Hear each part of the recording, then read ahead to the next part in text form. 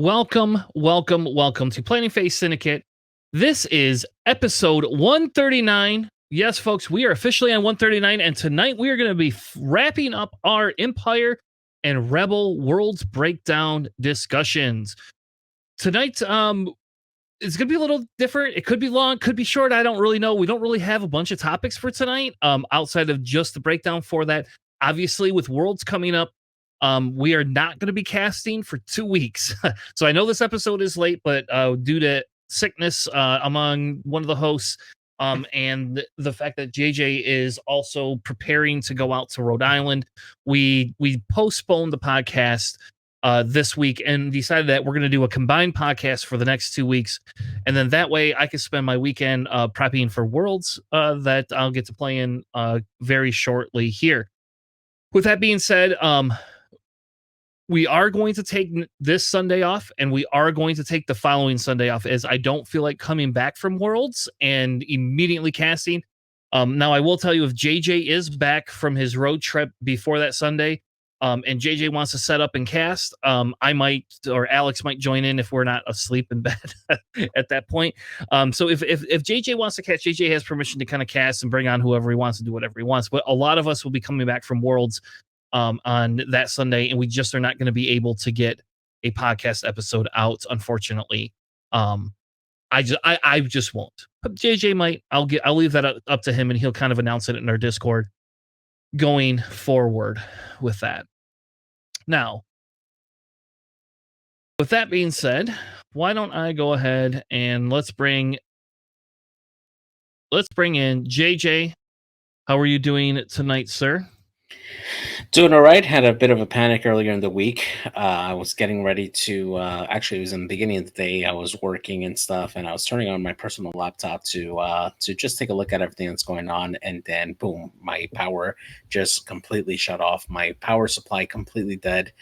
And having no personal laptop, man, like talk about like the last 2 days without having my laptop, like I felt it. Like I felt like a piece, like it was like an appendage that was like missing. So having to run everything through my phone was not easy at all. Awesome.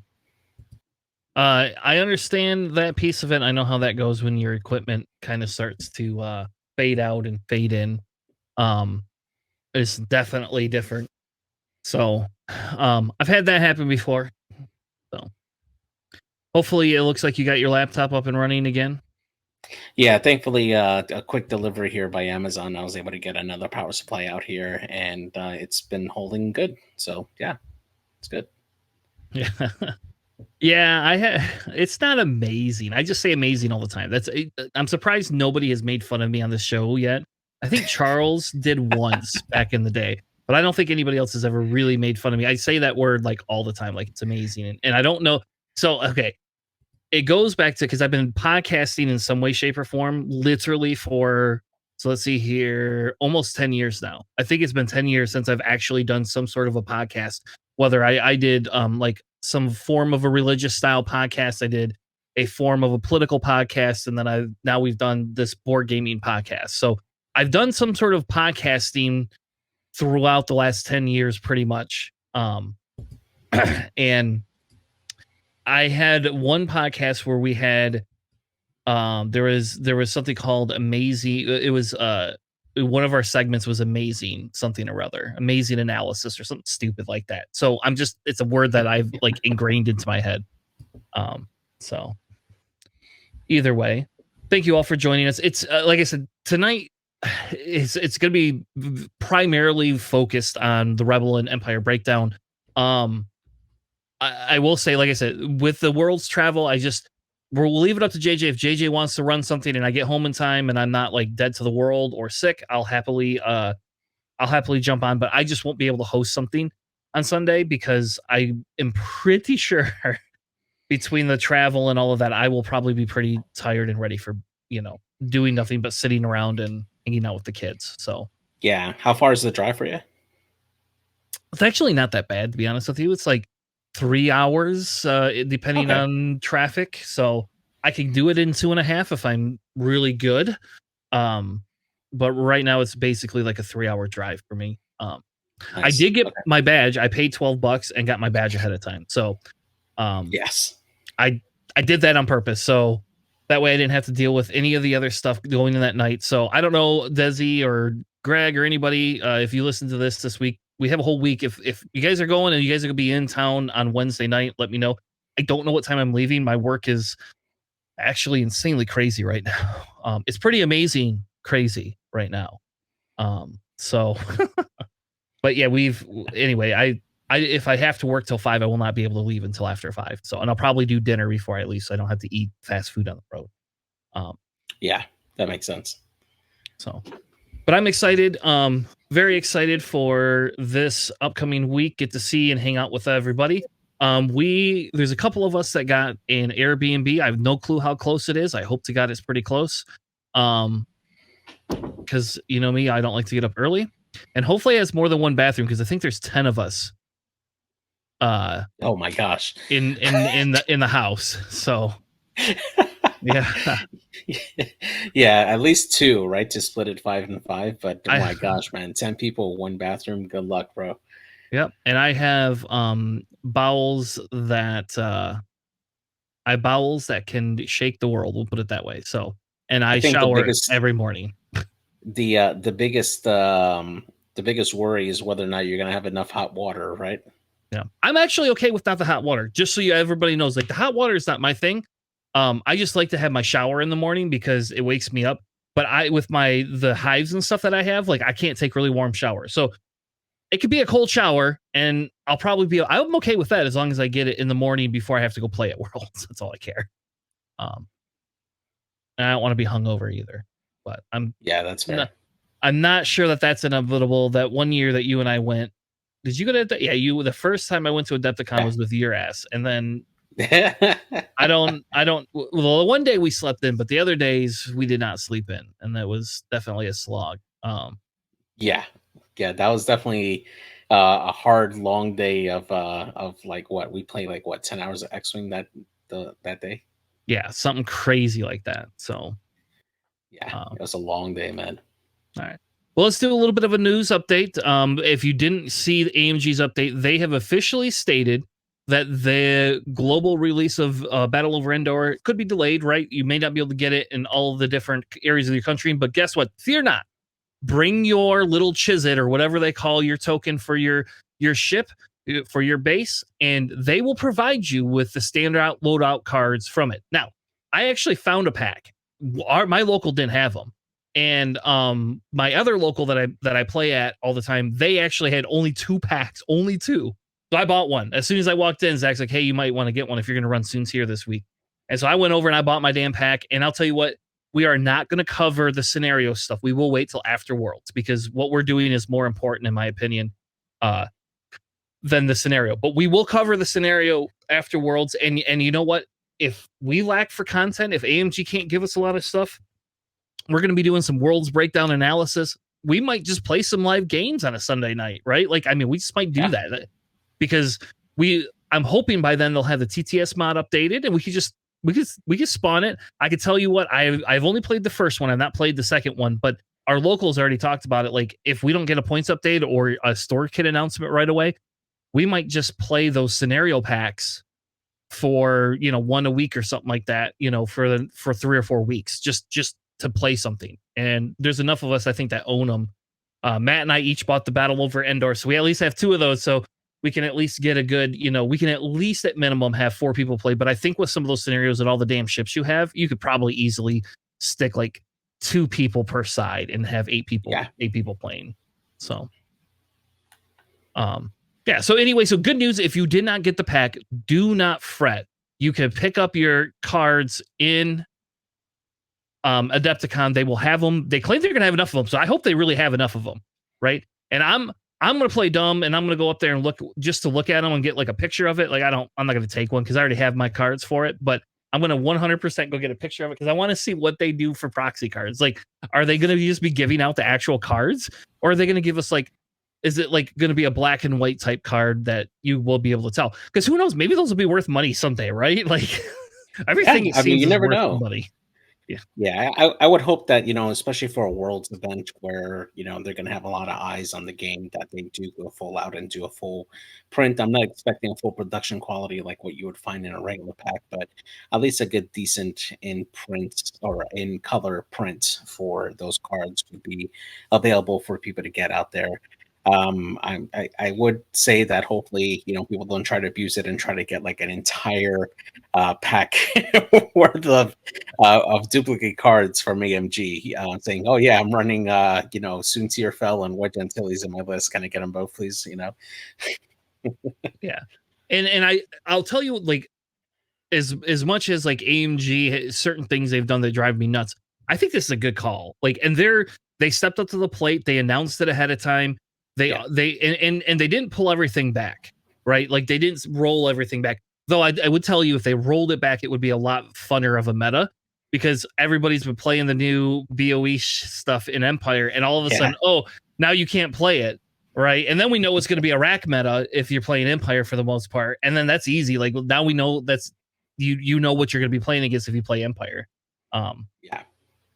so the other news, and this one is not as fun of news. And I don't I don't know. I don't know how to broach the subject, and I don't want to spend a million years on it. But their studio panel is officially been announced, and their studio panel officially does not have X-wing as a roadmap. Now, that tells us a couple of things, right? That tells us they're not announcing it there, but it doesn't tell us that they don't have anything for us. But it does show that they don't have a roadmap for it. I would not be surprised if people were asking them at Worlds.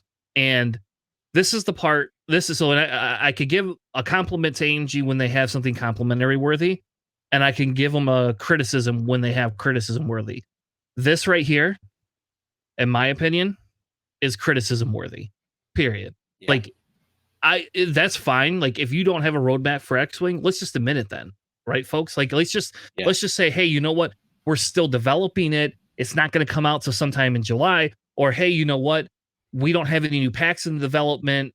This is what you can expect. We don't have a store kit or something like that. Like I find it hard to believe that we won't get a store kit, but at the exact same time, we don't have Armada on there. Now, JJ, the one question I was going to ask you, because I couldn't find anything because I don't have a million years to go back through tweets, but last year when AMG announced, I know they said X-Wing was on the panel, right? Yeah, last year when when Adepticon had their panel there, that's where we first got the first announcements for the Battle Vendor pack that just recently came out. So they did announce it during Adepticon originally there, and they also, during that announcement, during the actual panel, said that points would be coming later on. It didn't come out until May, past Adepticon, but at least we knew that they were coming on the way somewhere along the way, and they gave out that announcement. And we haven't heard anything similar like that since. Yeah.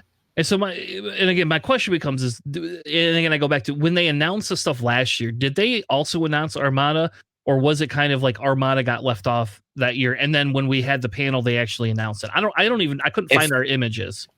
If I remember correctly, Armada just had a rapid reinforcements pack update, and that was the only thing that Armada had, and it was like mentioned in passing, and that's about it. Okay. Now the other thing is with Armada, did they actually do a store kit last year? I believe so. Yes, I believe Okay. Armada did have a store kit. Yeah. Yeah. So we could be very concerned, or we could feel concerned, but at the same token, like in fairness to them, they did something for Armada last year. Now I don't think Armada required a lot of the changes, let's say, that X-Wing does for playability. So I don't know. That's what I'm going to say is I don't know. What I feel is that we are hoping to get a some sort of like a nod, and that they will actually talk about it. But I guess I don't know, right? Compared to last year, we are getting less information, but that doesn't mean we're not going to get anything. It just means that they're not going to focus on us, unfortunately. Yeah, absolutely. I mean, there's always, the hope that even though there may not be any big news announced at Adepticon for X-Wing, that we might get something down later on. They have done impromptu uh, talks or releases about upcoming stuff when we haven't really expected it before. Of course, that was usually the points update and the former points updates, or at least tweaks that we've had. But beyond that, um, the next big event for AMG would be the mini extravaganza, but that's all the way out in September. I'm just hoping that we get something before then. Yeah. Didn't they do an extravaganza in June too, though? I thought they did. They did like one Yeah, it in. sounds about right. Yeah, Yeah, I was pretty sure they did because I believe that they appear to try to have 3 events a year, right? yeah, correct. One for each quarter, at least. Yeah. Um. So again, I feel a little uncomfortable, personally, Hmm. but that's just me, and I don't want to spend an hour's harping on it because we have some amazing content to cover, personally. But I will say it does make me sad if we don't get something here. Like, it would be really hard to just play with the same set of points for the rest of your life, I guess. And I don't know. Like, Yeah, most competitive games don't have that. So that's what would be weird to me. And I guess, before, I'll be honest with you, I really wanted ships and all of that fancy jazz. But I guess at this point, if we get new card packs and things that have things and some updates for points, I guess I can't complain too much. And I will say I guess we'll know when we go there how great of prizing support they give out to the world's invitees. So last year it was pretty awesome. They got it was really awesome. We got a bunch of dial stuff and tokens and stuff like that we didn't have, and all Rebels themed.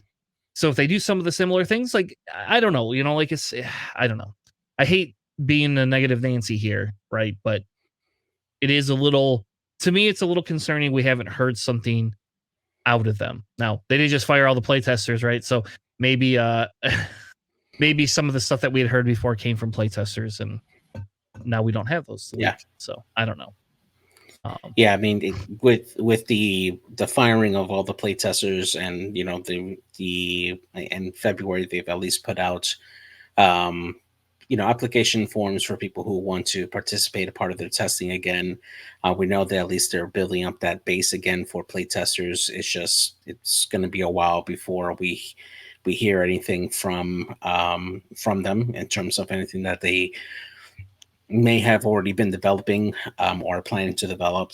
And hopefully we'll get some news down the line for that. Yep, that would be nice, wouldn't it? So, all right. Well, why don't we make a transition and let's move over to our World's Prep with Empire. Hopefully, we're not too late.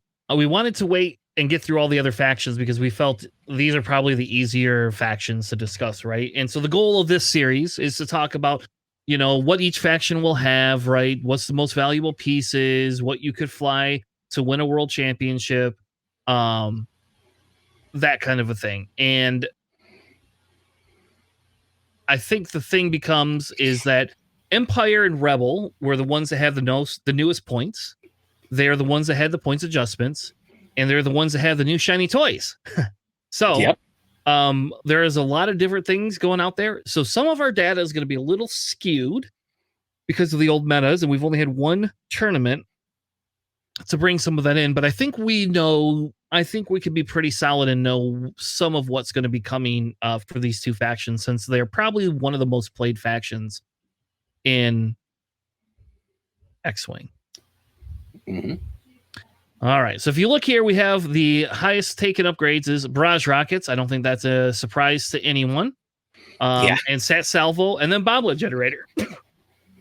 Oh, excuse me. And obviously those are what went on the bombers for forever. So when we had the points update back in May, and we got some bombers, and some bombers are like, oh, I got 2 missile slots, and I could take Sat Salvo, make you re-roll your dice. Seemed pretty good to me. Could Ruthless with other ships onto the bombers, and I don't know. It seems kind of crazy some of the stuff they could do, but those are the top 3 upgrades. I don't see any surprises for that. I will say, coming in at number 4, FCS, that's a surprise to me. I didn't know that many people were running FCS in Empire. Well, I mean, if you look at the ships that do carry it, that's mainly going to be like the TIE X1s. So you have like the Custom Vader, you got Merrick Stealth, you got Juno Eclipse. Those are 2 ships that that definitely saw their share in Empire list. So it does make sense that we would see quite a bit of them come up for Empire there. But I think the amount of upgrades right now, just looking back at the first 3, I don't see barrage rockets going down as much, but definitely Sat Salvo and Bomblet Generator, mainly because with the last points update, it reduced the loadouts for those bombers, and now they have to make a choice whether or not they're going to use barrage rockets and have point left for like Ruthless or Marksmanship, or load it out with bombs for that particular ship. I know the majority of players still prefer to use barrage rockets because you just need that focus token in order to get that off and go from there. But I expect that Sat Salvo and Bomblet Generator are going to go down.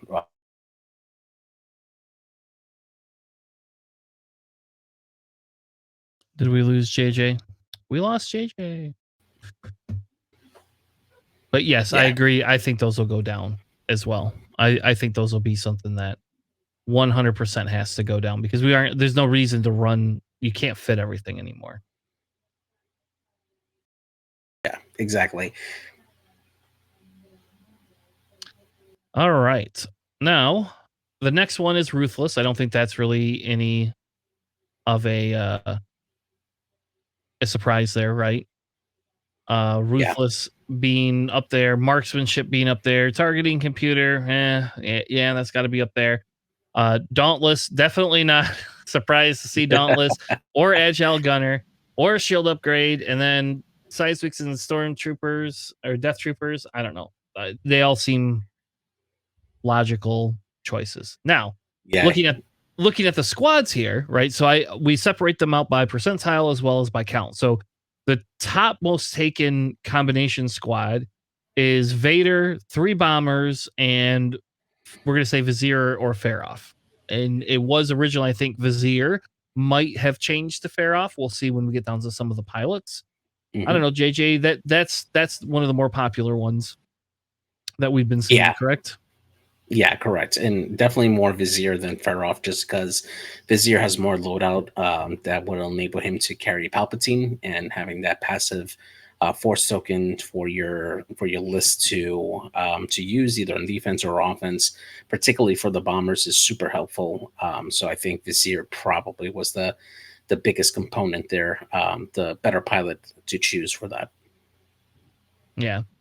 Obviously that's the case. Then the one below it, I don't know what that is, but that's, I'm guessing, 5th Brother and Vader and 3 bombers. Yeah. And I was surprised. I don't think I've ever played against that. Yeah, me neither.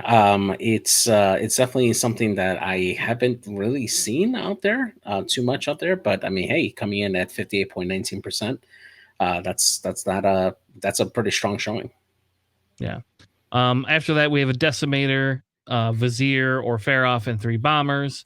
That's kind of the rack one that we've been seeing. That's obviously one of the more popular ones. Underneath it is some ties, which I'm guessing is Mauler and what's the other? Mauler and Backstabber. Is it Backstabber? What's the other? Dark Curse. I keep thinking Dark Curse for some reason. Why does nobody run Dark Curse? Somebody should run Dark Curse.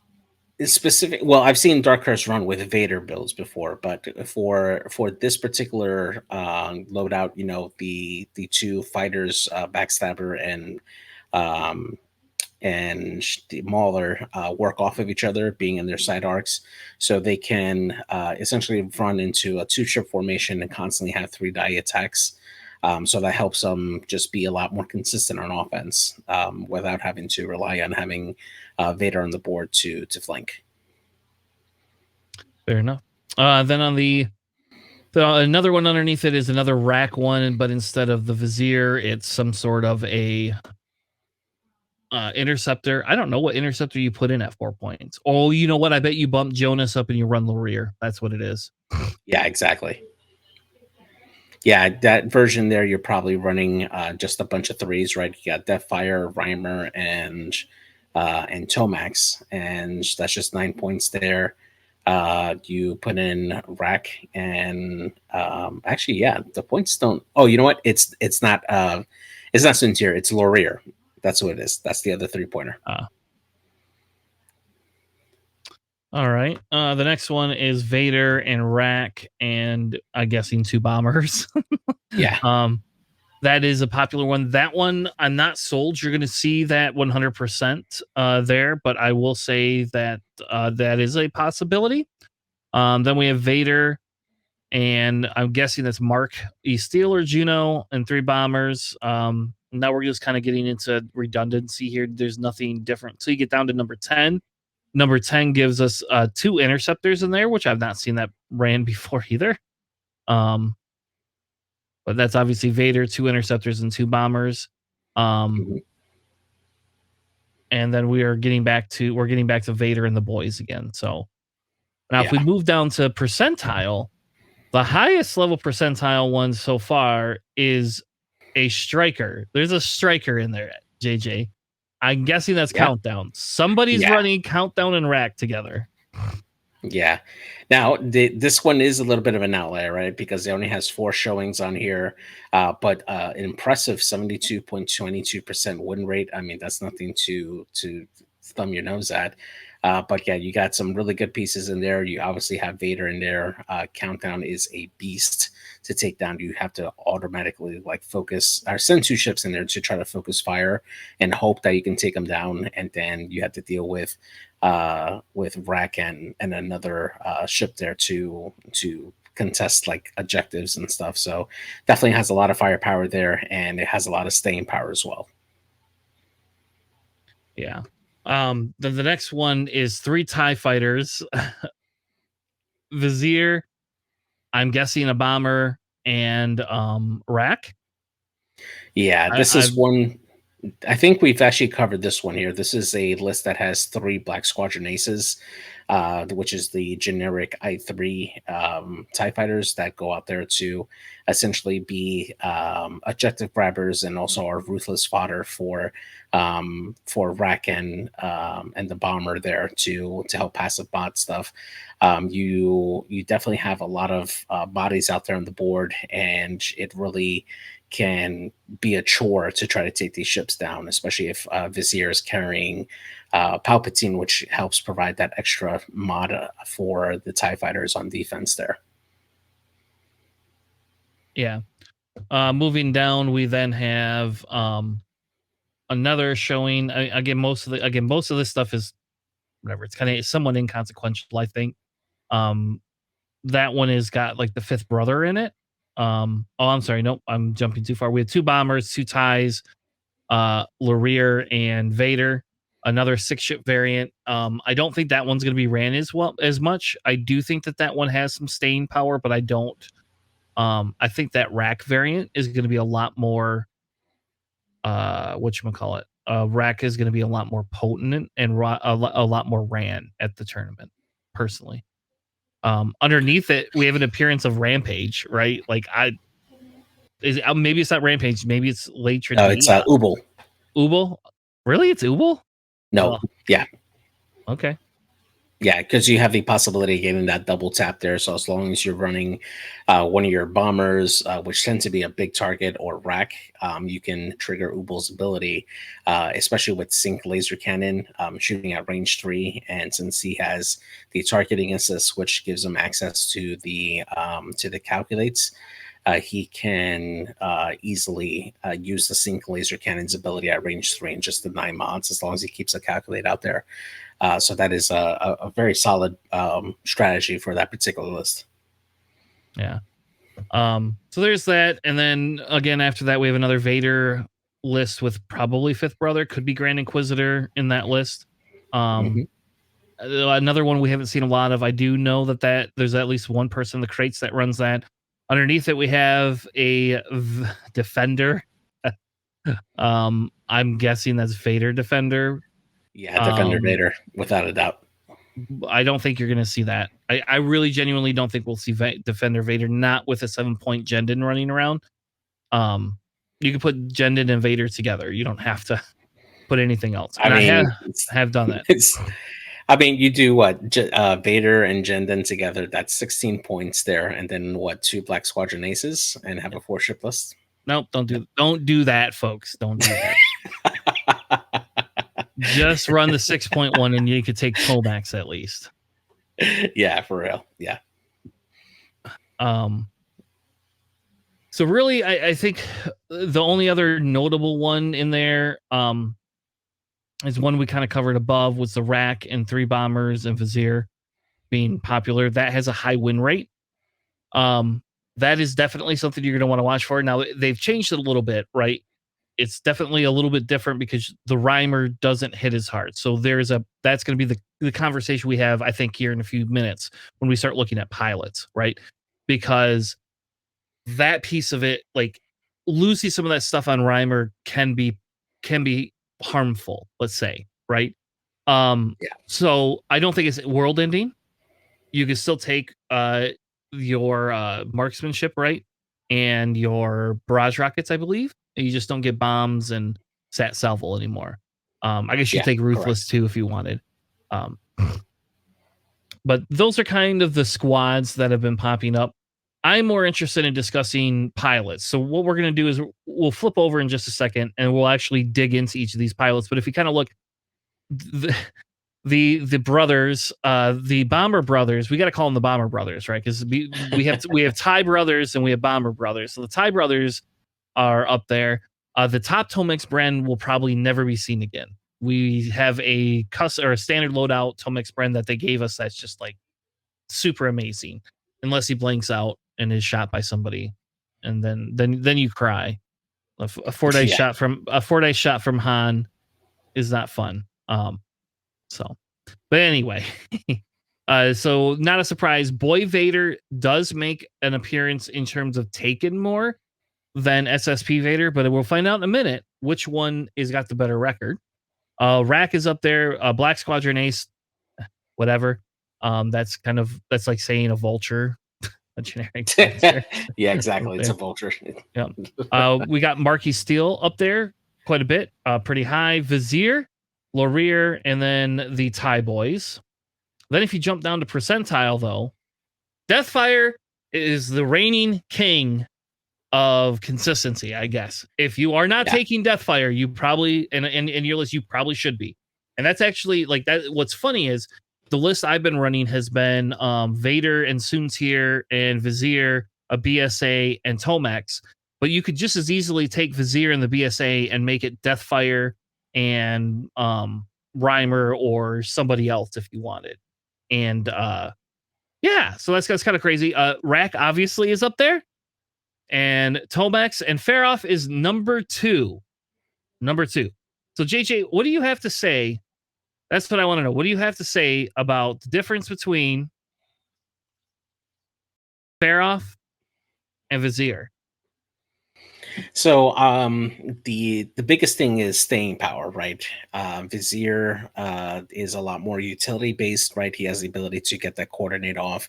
He has the load out there to carry Palpatine.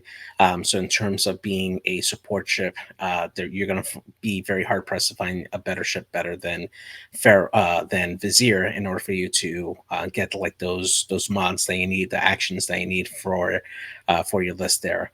However, Feroff, with his ability, it can be a little more aggressive. He's an excellent carrier for crates, being able to jam opponents in order to turn on his ability. You know, as long as your opponent doesn't have any green tokens, he can automatically set up an evade. And if you're doing that at range 3, you're increasing your odds there of surviving there. So I think Feroff has a little bit different utility there. But if you take a look at some of the winning lists there that have gone to that have been for Empire, Feroff has been a repeat ship that's seen there. Now, if I remember correctly, he was affected in the last points update. I think losing just a single point. So I think Vizier probably is more on the rise now, especially with the Battle of Endor pack. Vizier fits a little bit better, especially having that loadout to carry Palpatine, to help provide that passive bond for the new bombers. I think he's a better fit now than Farah was previously, but honestly, it comes down to the play style. Farah is very, very strong and he's very tough to bring down, and you have to dedicate a lot of resources in order to bring that one ship. Yep. So I got a question, and it's just because I've only flown Vizier for the most part, right? Because I like the Pelp charge. That's just what I like. I like Pelp, and it gets my Soontir out of some binds that Vizier does not. So when you run, or that Farah does that. So when you run Farah though, right? Because it's got the firepower. What are you taking? Because you don't add an evade token. You just essentially, if you roll a blank, yeah. you get an evade, right? So like you have zero reason almost ever to take an evade unless you're getting a bunch of shots coming in. And even then, you even need it, right? Because it doesn't do anything for you if they don't have a green token. Yeah, exactly. So typically, from what I've seen, I see people put on ion limiter override to give that ionized barrel for Farah there, and then combine it with Captain Horik, so you can essentially perform the barrel roll action, and then just take 2 ions, and it's going to be hard for your opponent to kind of to really maneuver around that. So if you want to set up a good block or set yourself up for a follow-up shot, that's a really good way for Farah to do that. Vizier doesn't have that ability. He doesn't have the talent slot. But on the opposite side too, Farah has the ability to just go in and just be a nuisance to jam, and probably carry, I believe he should have enough points to carry the child if you want to have passive force on there. But he does not at all. Oh yeah, no, he doesn't anymore. Yeah, you're right. But beyond that, I mean, he hasn't what? He hasn't in like almost a year. It says the points change. He has not. Yeah, you're right. He hasn't almost a year. The only other thing I could really think of for him would be like Sienna Ree, if you really want to like open up like rotation after a coordinate. That might be something that's good. But honestly, the biggest thing I see is just the ion limiter override for him, combined with Captain Horik. That makes him really, really tough to pin down. But do you think that's better than just running 000? Because with 000, you could just run 000, and they either are going to become stressed, or you get to calculate. So you can almost always run in and either coordinate or run in and jam. And then I don't know. So it really does come down to how aggressive you want to be with Farah. If you're using him as a crate carrier, you typically don't want him to be, and at that point, 000 kind of loses his usefulness at that point. But if you're going there to really just start stripping tokens and just be a general nuisance and block, then yeah, 000 is definitely the way to go with Farah. So it's going to come down to what the player is looking to accomplish with Farah. Yeah, and so I guess let's do Farah, right? Let's just do, since we're starting the discussion here. Let's start with Farah, because I think that's, like I said, the interesting conversation here is that Farah piece, right? Right. And obviously Farah has been ran with a lot of different squads, but the main squad has been the Deathfire, Reimer, Tomex, and Chernu. And now the question is, do you swap, Reimer out for somebody else? What do you put in there? In any event. But the Farah piece of it, right, has always really essentially been 000 and Ruthless. And now you just lost Ruthless. So even if you even if it is the red jam, I mean, is it ever worth taking Tactical Officer? Or is that just kind of a waste of 3 points because the white coordinate's just not worth it? Because you could just one bank next turn and take it. In fairness, and if you're carrying a crate, you can't barrel roll with Ion Limiter anyway. So, Ion Limiter does help you maneuver, but it does not let you carry more crates. Correct, yeah. It's definitely a choice, right? Because if you decide to put the tactical officer on Faroff there, I mean, you're only making him slightly worse than Vizier. Vizier has that white coordinate after he does the ailerons maneuver. So it's, I mean, you're really trying to put Faroff into that coordinating role and sacrificing a lot of like a lot of valuable points. You know, he only has 5 loadout points, and the attack officer will be 3, leaving you with 2 left. So that crew slot is kind of there's a lot of contention for that particular crew slot for Faroff there. For him to really go into that coordinate role, I don't know if that's really the best way to really utilize Faroff in that particular role. Yeah, and I think the answer is just it's 000, right? Like you can take the Captain Hark Ion Limiter override if you want.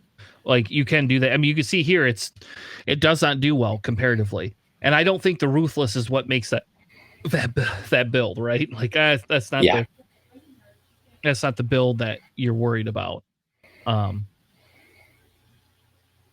don't know. I just think it's funny because, you know, I guess with Faroff being able to change a blank to an evade if you have no green tokens, right?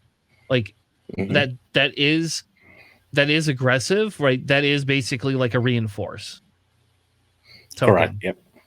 I don't know. I feel the problem is that, you know, like what else could you do with them? I mean, I don't know. I guess you could put electronic baffle or tactical scrambler with Captain Hark. Yeah. Tactical scrambler, if you're definitely going for blocks, that's definitely a solid option for Faroff. Especially if you're able to get the jam off in time, so that way they're the ship that you're intending to block is less likely to take a red focus action if you're jamming them before they activate, and that way if they decide they want to get a better shot, something that can't be modded, having that tactical scrambler just adds that extra evade dice for your own ship for that particular shot. So that's definitely a solid option for him. So as you can see, squad mates, Deathfire is obviously the highest squad mate, but whatever, that's a given, I think.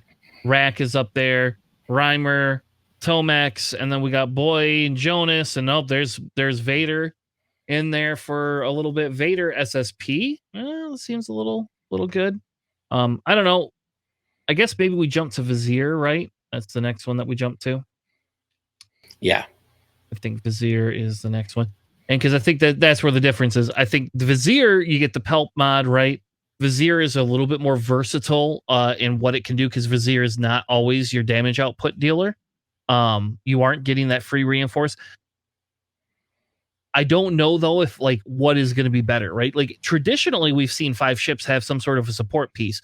Unless you're Resistance. Resistance just gets to have fucking 5 offensive guns on the table at all times, and their mods and all the free rerolls. It's like somebody just likes Resistance more than anybody else.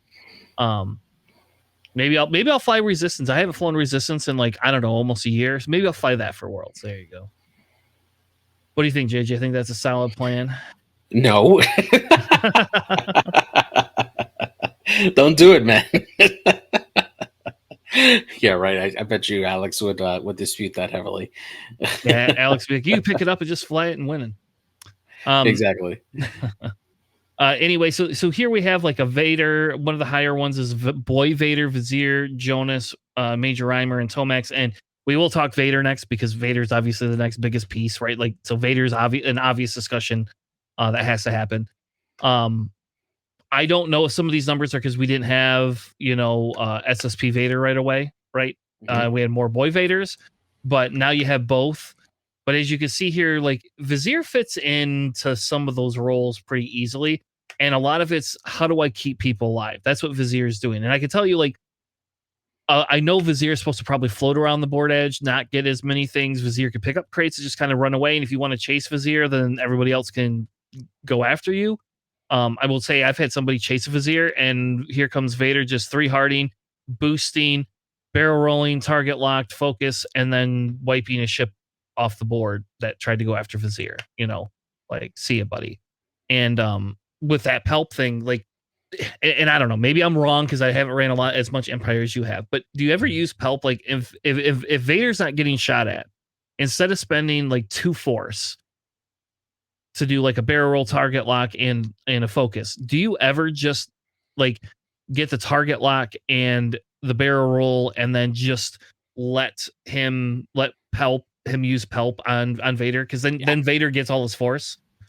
Yeah, I definitely would. Yeah, if I knew I was in a situation where I can, keep Vader's own force generated, especially when I know that he's not taking any shots there, and I'm planning to spend the force for a lot of actions, saving that extra force and relying on Palpatine to provide me that extra force is a big deal, because that can definitely help out, especially when you're playing like either salvage or scramble. Vader being able to use his action to take that objective first and then do a target lock into a barrel and so on is a huge deal. So yeah. All right. Now, some of the other, I'm going to point out a few of the loadouts here. The best loadout, the top loadout. Now, it's only taken by 16 people, but the top loadout is Death Trooper's shield upgrade. What, Alex, JJ, is that even like? Do you think that's viable? Is it viable? Can we run Death Troopers in a shield upgrade? Does a shield upgrade even do anything other than maybe enhance engagement? Yeah, that's about it. Exactly, for chance engagement. But I don't know. That's definitely a call, right? Using Death Troopers like that. I don't know. Like, I don't. It is certainly a. It's certainly a call to do that, but I think you get much better utility out of those 8 points from a shield upgrade. That you would choose better options, obviously. Yep. Now, here's another spicy build, and I've never seen this one on the table, but this one also has higher win percentages, right? Captain Hark, Seven Sister. And Seven Sister, we remember, is the menace from, before the points change. That was like the big thing. People were I hated Seven Sister when I was running Boba Fett, man. You could never stress yourself. And I'm telling you, like, I don't know, like, I kind of wonder, like, do you think that compete? Like, I get Pelp is the universal free calculate to whatever ship wants it, but do you think Seven Sister being able to go in there, the Captain Hark still allows you to be a little, cheeky, right? You can still do your coordinate and then your sloop, get your focus, be ready for next turn, still be offensive, and then you still have a force, and your force can then be used for whenever somebody does something crazy, right? Yeah, I've been a huge fan of running Seven Sister and Captain Hark on Vizier. My run on in back for the Richmond Open, that was definitely a huge piece for me that helped me go in, be aggressive with Vizier to essentially do like a pseudo coordinate jam, because you can essentially ailerons with Vizier. And then do that coordinate action and then set yourself up for a block. And that way, if your opponent decides to go in and bumps you, you can Seven Sister jam them if they decide to take a focus, or even change it into a tractor. So that way you can move that ship into range 1 of Vizier's arc, and hopefully have also follow-up shots from the rest of your list to go into that. Or the sneaky double jam, you can essentially move Vizier into position, take a jam action, jam a ship, and then if a different ship comes in and it bumps you and they decide to take a red focus, you can Seven Sister jam that other ship as well, rendering both of those ships without any tokens. That is highly effective against those bombers that rely on that focus token to shoot barrage rockets, or to take target locks, or that already have locks. It's a good way to neuter their offense, and then just worry about taking 2 dice at range 0 back from those ships that are unmodded. So that's definitely one of my favorite loadouts for Vizier. So do you think it's better than running Pelp, or is it better to just run Pelp? It's very situational, right? For me, the list that I was running, I had ships that were very self-sufficient in terms of having mods. For instance, like I was running the SSP Vader, which he can spend force to take extra action, so he never really needed to coordinate.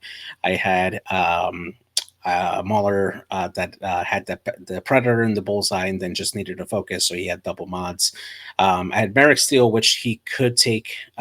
He could use the coordinate if he needed to take a focus token and then take a target lock later on. But if not, he was just okay with just a target lock. And then Lieutenant Laurier, who's always by himself, just trying to contest things away, not really in the fray, not really needing to coordinate. So in those cases, having that Vizier loadout with Seven Sister and Captain Hark benefited me to be that offensive jammer. Now, if I was running Vader with bombers or a rack with bombers, then at that point I would definitely go with Palpatine just to protect my bombers and make sure that they have a force to spend, so that way they can still keep their mods and shoot their barrage rockets if needed. All right. Well, interesting to see squad mates Grand Inquisitor up there.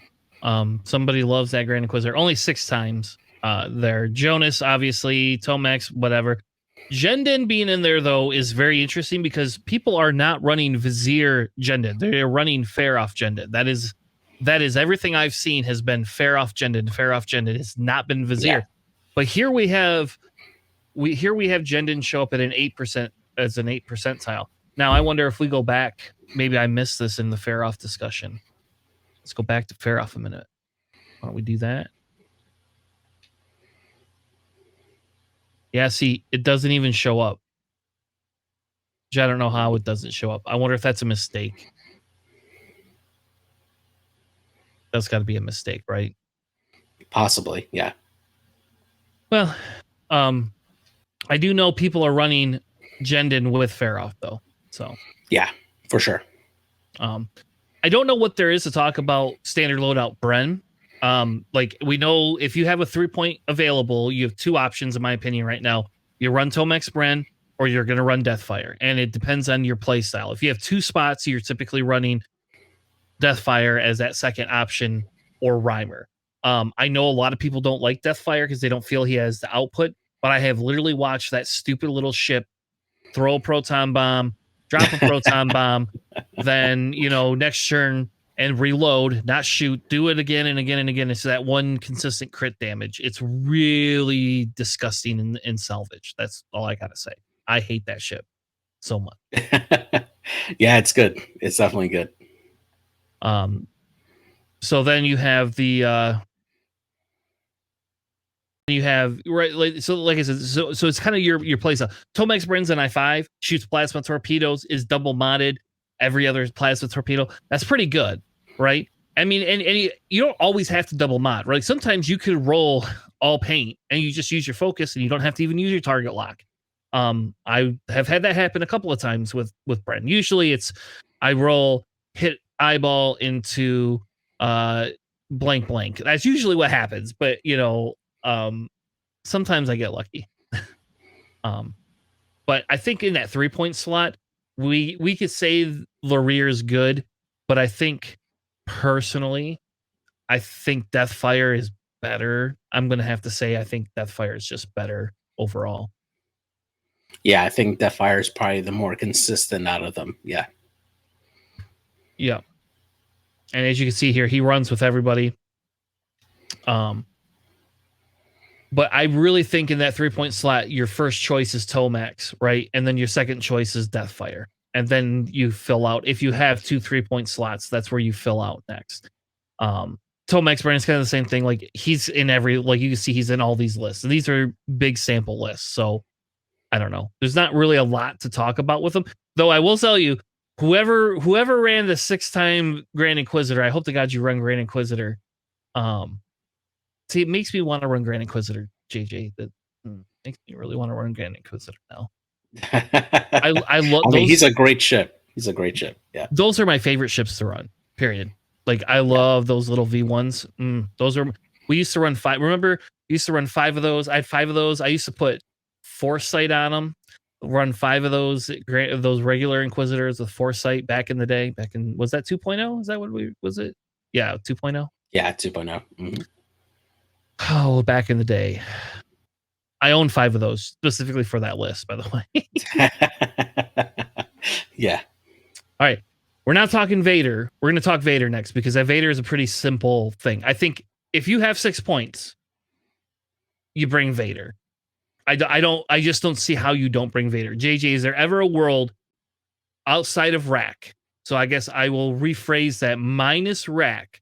Is there ever a world you do not bring Vader in the X1?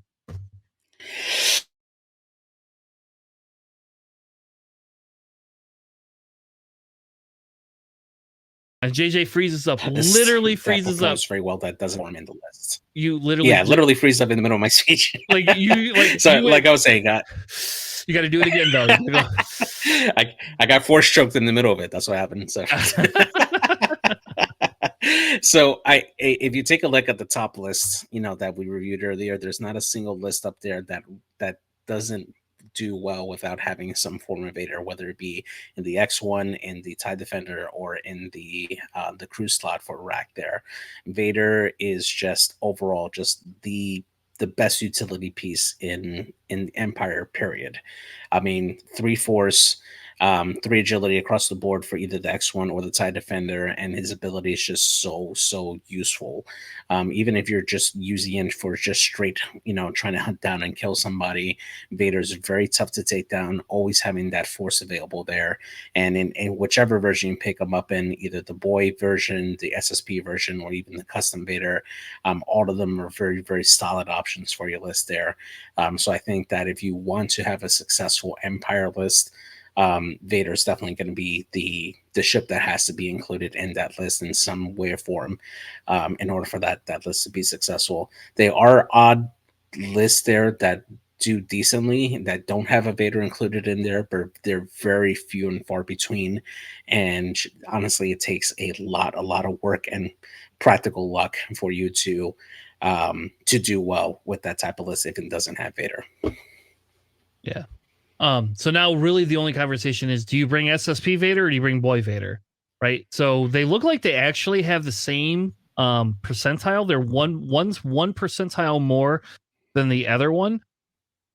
And they have almost identical win rates to them. I don't know. What's your take on that?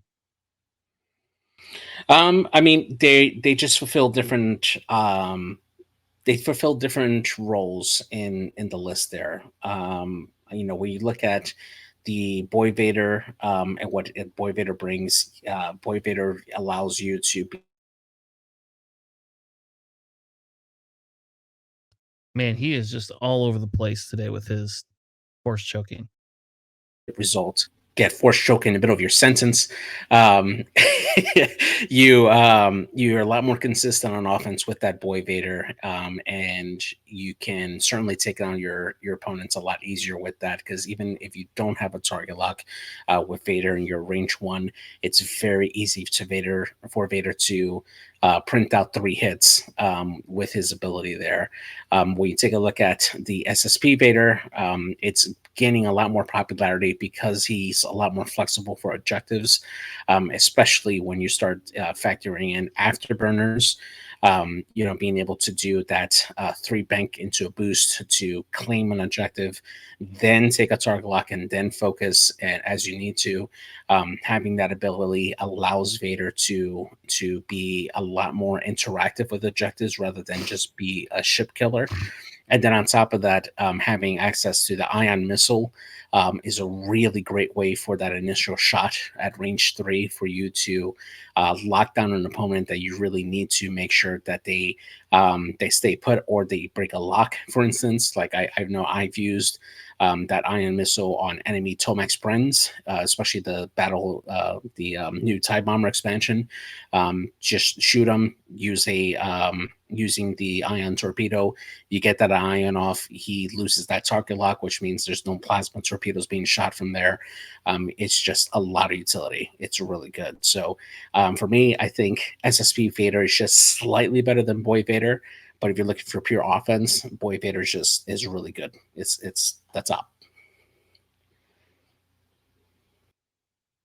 All right. So there you have it. There you have it. Now let's move on a little bit to some of the other popular things we're going to see I think Rack is one of them, right? Rack is kind of the next boogeyman. You could see Rack and Mordecai. I think more than likely you are not going to see that at Worlds. I think more than likely you're going to just see Rack. And Rack's going to run with bombers, like we said. Rack loadouts, though, do range a little bit. The best one, it seems, is 000, Agile, Dauntless, Tuna, Ruthless, and Seven Sister. I do not believe that is the best one, my personal self, but I do think that is a viable one, and I think that's where, if you're running a dual decimator list, decimator, they're not, dude. Yeah. Rack is not a fire space. Stop that. No, he's not. I think if you're running dual decimators, right, there's flexibility in what you put on Rack versus Morna. So we're not going to talk about that, right? Like I don't feel that's that's too much of an investment of time that I don't feel is the need. Really the big one is you got to have the Agile Gunner. I think that's a must no matter what. That's 100%, and I think you have to have Death Troopers, and I think you have to have Vader. Yeah, I agree.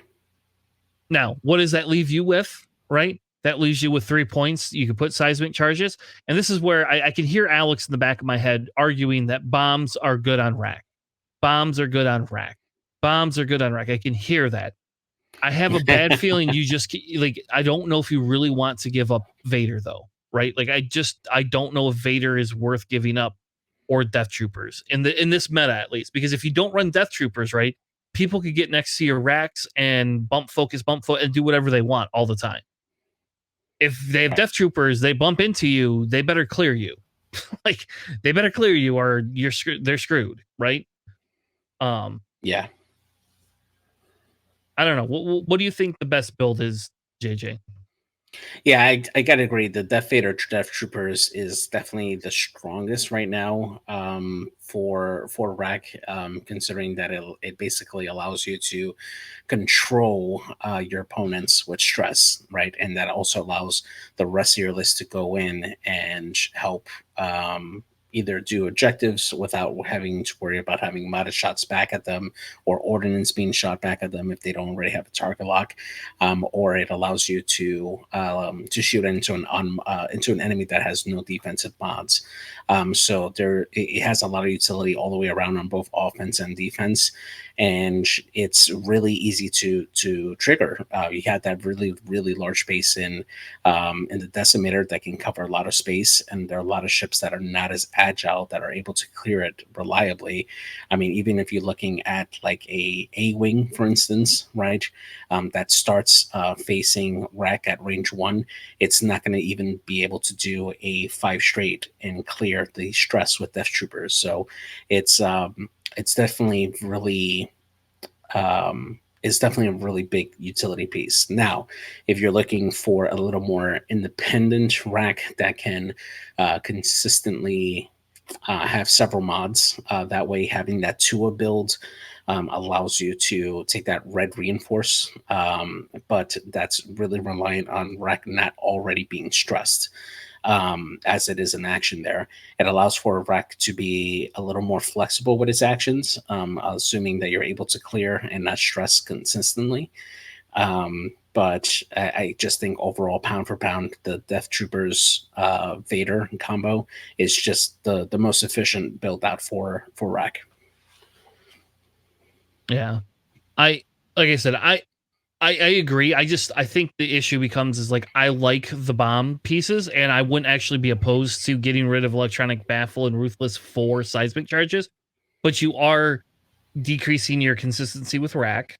That's just a fact. And that force with Vader is not the force. You're not spending that force typically on defense or offense. That force is spent at the beginning to say, to give you a middle finger. That's what that force is doing. Yeah, pretty much. Yeah. And anyway, so I think that's the big thing here is looking at it and saying, okay, all right, can you give up something else to get bombs? And I personally think we're going to see Death Troopers go up in points. That's my feel. I don't understand. Like Death Troopers just seems like a bad card, like a poorly designed card. I think it's you have to have the 2 slots so it can only go on like a limited number of ships, and it's just I don't know. It's a negative play experience. I will tell you right now. Do not dirge with a stress 5k or 5k and boost and have 3 stress. Yeah. Even if you get a proton cannon off into rack, you'll regret that. You'll never get rid of your stress ever again, and then your guy just dies. So I don't know. I don't like it. I think it's a negative play experience personally. Give it the Sloan treatment. Yeah, we could do that. Thank God we don't have Sloan. It would be a different meta if we had Sloan. So I think right now, until either Vaders or Death Troopers gets nerfed, you're not taking bombs. You're just not. Now, if you didn't have to take Death Troopers, you could take a better bomb. Now you can dump. All right, you hear me out. You could dump Agile Gunner, and you can run concussion bombs if you want, and Vader, and Death Troopers. I don't think it's good, but you can do that. Just saying. Rack doesn't care about the stupid card under the shield, and Rack doesn't care about the strain. Strain. Let's be frank. It does not care. But Agile Gunner for 1 point is just so. Oof. Yeah, and the fact that it could work while he's stressed, which if Rack is consistently bumping, just being able to have that option to rotate just is such a huge advantage for Rack. To have that maneuverability, right? Because sometimes you need to do the bank to get out, or just do a hard turn to get out of somebody's range, or get into range for somebody. Just having that flexibility to rotate that arc is such a big deal for Rack. Yeah, and I don't know. We don't really have to go. I mean, Flight Leader Ubel shows up in there, but I don't think we really need to go over squad mates. I think it's whatever. It's pretty known. So we haven't talked about any of the new pieces yet. I think Countdown is a valid discussion point. I think Grand Inquisitor is. I think the problem with Countdown is like Countdown dies quickly, right? Like Countdown's just gonna die or could die. It does get the free, I'll take the stress, cancel everything but 1 hit. It does make it decent, but man, if you corner him with 2 people or 3 people, Countdown doesn't love you anymore. Yeah. Yeah, Countdown has a just wants to be one-on-one, and I think that's what really affects his output, right? Because you spend most of the game trying to ensure that he's not taking more than 1 shot at a time, maybe 2 at best. But you're spending your maneuvers to ailerons and then like hard turn into a funky position where you can either set yourself up to get away or just take an evade action. And that's where it becomes very, very tough, especially when you start taking stress. You limit yourself on where you can go. And it's definitely a tough piece to take down, but it's really hindered by its style as well. Yeah. And I think really there's only 2, in my opinion, there's only 2 loadouts ever. Like that, in my opinion, it's either Lone Wolf shield upgrade or Disciplined Ruthless shield upgrade. And I tend to go with the Lone Wolf unless you have more than 5 ships. Even in a 5 ship list, I still think Lone Wolf's pretty good because you could just send him off and let him do his thing, Yeah. So that's whatchamacallit. Grand Inquisitor. We can look at Grand Inquisitor a minute. I think that is something you could see. I think Grand Inquisitor fills a different slot, but I mean, I don't think you're taking Grand Inquisitor over Soontir, personally, if you're going to spend the 5 points. That's just me. I don't know, JJ, am I wrong? Would you take Grand Inquisitor at 5 points over Soontir? It's a tough call, mainly because Grand Inquisitor has that force there. He does have 1 more health than Soontir does. The biggest difference is just shields. That I6. Yeah, he has shields. He has shields too. It's one crit that could potentially be averted versus Soontir that could die with a direct hit, right? Yeah. So it's a give and take for what they both offer. I know a lot of people tend to want to choose Suntier Fell just because that i6 and his ability. Either the custom one or the Battle Vendor one. The Battle Vendor one has a lot of different tools that allow him to be very effective, especially versus lower initiative ships. And the custom Suntier being able to essentially take a shield upgrade and Predator, and that's all he needs. Um, it just depends on what you feel more secure with. Grand Inquisitor doesn't have a native 3 die shot, so he does have to rely on either ordnance or missiles or just range 1 shots in order for him to put out damage. Suntir doesn't have to do that, but you're less likely to die after 1 or 2 shots with Grand Inquisitor than you are with Suntir. So it's a give and take.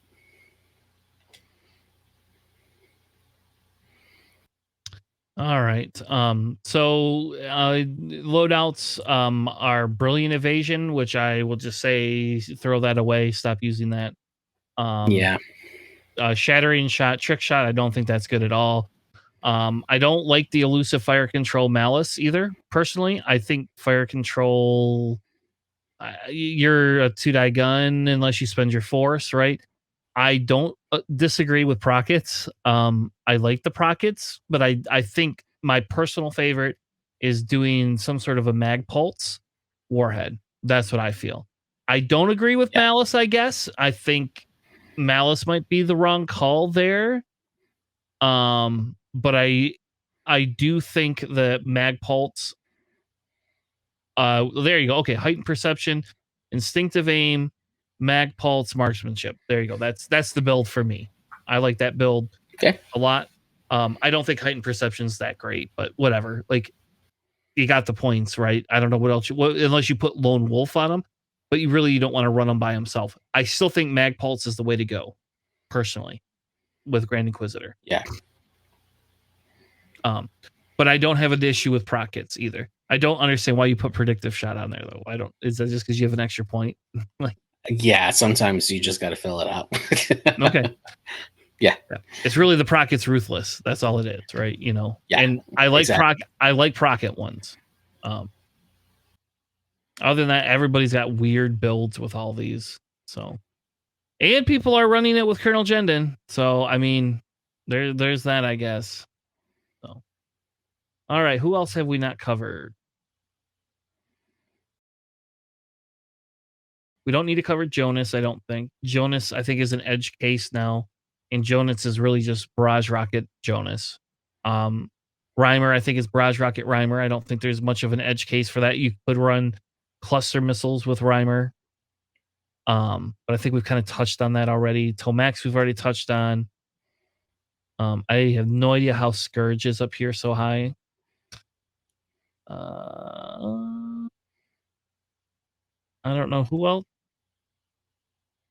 I would say Lieutenant Laurier would be a consideration, but I think Lieutenant Laurier becomes less of a consideration in B-Wing meta and in like high procket meta. Maybe not procket, sorry.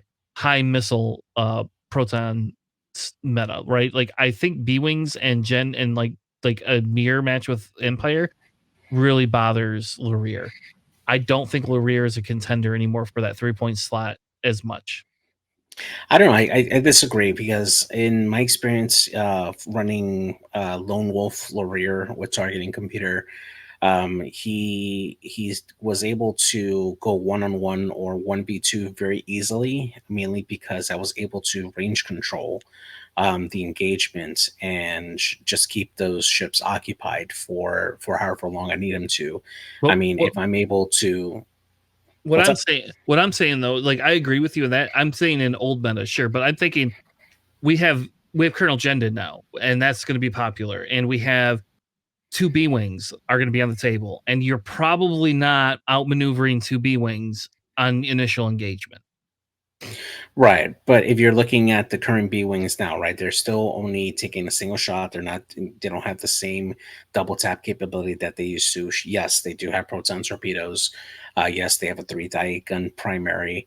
However, if you're able to range control properly, you're able to, especially with the ability to double reposition, being able to do a five straight into a bank boost and then into a bank barrel roll allows you to essentially rotate him.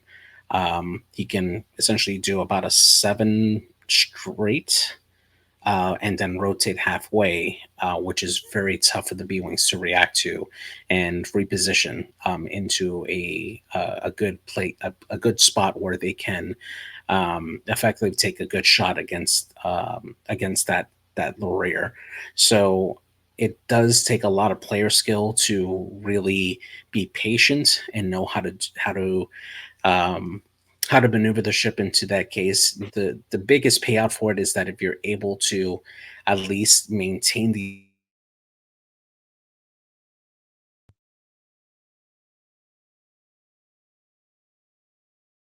It's like the episode that Empire said JJ should stop running they're Empire. censoring me, man. They're censoring me. Yeah, it's not even me Yeah. either. I know. But yeah, if you're able to hold that ship there for 2 to 3 turns and without having them come in and engage with your more higher priority ships or higher costed ships, that's a win, right? Because you're occupying the attention of that particular ship and keeping them away from those other places. And the worst case scenario, if they do decide to just ignore Laurier and go ahead, you're getting free shots out the back, or you're allowing Laurier to get into objective play at that point and contest objectives as needed if your opponent decides to leave them alone. So there's a give and take, and it's not easy to fly Laurier in that capacity. It definitely takes a lot of practice.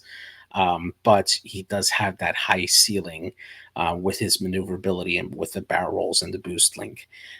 So there is that possibility there, but I do understand that most people prefer just consistent offense, which puts Laurier underneath the TIE bombers for the most part, especially when you have Deathfire available at the same price. I mean, it's tough not to pass it up. Fair enough. Really, loadouts. Okay, you don't run electronic baffle. Just don't do it. Yeah. Crackshot targeting computer or Lone Wolf targeting computer. I think those are the two essential loadouts. I think Crackshot has its place in a list, but I really think the Lone Wolf is better, just personally. So yeah. All right. Well, we spent so long on Empire. We have a few more to go. We got to talk about the new Soontir Fel. We don't get a choice. We definitely have to talk about the new Soontir Fel. We haven't seen a lot of play. We're gonna ignore the one that says Captain Hark in it. Then you're not gonna see that at Worlds. I don't think you're gonna see that at World. So Soontir can run with Jendon, Grand Inquisitor, and Tomax. That's a thing. You can run him with Vader, Black Squadron Ace, Vizier, and Tomax. That's something I've been running. I enjoy Soontir so much. I don't think people understand how much fun Soontir was to run, and now you don't have to get the bullseye to get the you don't get the focus in the bullseye anymore, but you also don't have to worry about bullseyeing to get a free bloody reroll. You have Apex Predator or whatever it is, and you just get the free reroll. So unless you're fighting against other i6s, I found out against Anakin it's not fun. I found that out the hard way. But you can also run Soontir, Jendon, and a bunch of academies, and I would not recommend that at all. I don't think that's good. I think obviously I don't know, these loadouts, whatever. It's the one loadout. Grand Inquisitor has a really high thing, but I don't know. Like, if you run them with Grand Inquisitor, that's 10 points. Plus, you put Vader in there because you got to have Vader then, and then that's putting you at 16 points. You only got 4 more points to run either Vizier or Tomax. And I won't lie and tell you that might be a good squad. That I don't think we've play tested that enough to know whether that's valuable or not. I do know that you can run the Jendon is really big, which we have to talk about Jendon next, right? Jendon could be really big, but if you're going to be running Jendin and Soontir and Vader, there's just no room for anything else, right? That's 3 I6s, which by the way I ran. It is so much fun to play. So much fun to play, but I don't think I don't think you're going to see 3 I6s in a BSA at Yeah, Worlds. because I think the Unless you're hard Duncan counter. Howard. Yeah, yeah, exactly. Yeah, unless you're Duncan, but I think like the hard counter to that particular type of list is just having large counts of ships, right? Because ultimately, none of these ships are double tapping. You're still going to have to try to hunt down those ships, and if you're able to spread out your formation to keep the enemy aces from converging on you really fast to take you out within a single engagement, especially on objectives like salvage. It's going to be tough for you to catch up because these ships don't want to have their actions restricted. They want to be able to boost into range or reposition into a favorable shot if they need to. And certainly Vader and Soontir can do that, but once they get that crate, it kind of becomes a lot difficult for them to keep up there. So there is pros and cons for each, but yeah, I mean it's definitely worth trying out to see how well that particular list can do. Yeah.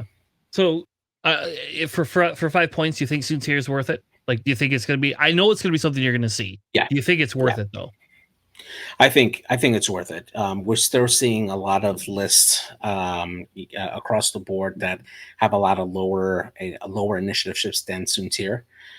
You're able to reliably take on, and I'm speaking specifically the Battle of Endor Soontir. You're able to take full advantage of Apex Predator a lot more often with Soontir, and you're not fearing as much the ordnance as much because he does have essentially a passive jam for the first time it happens.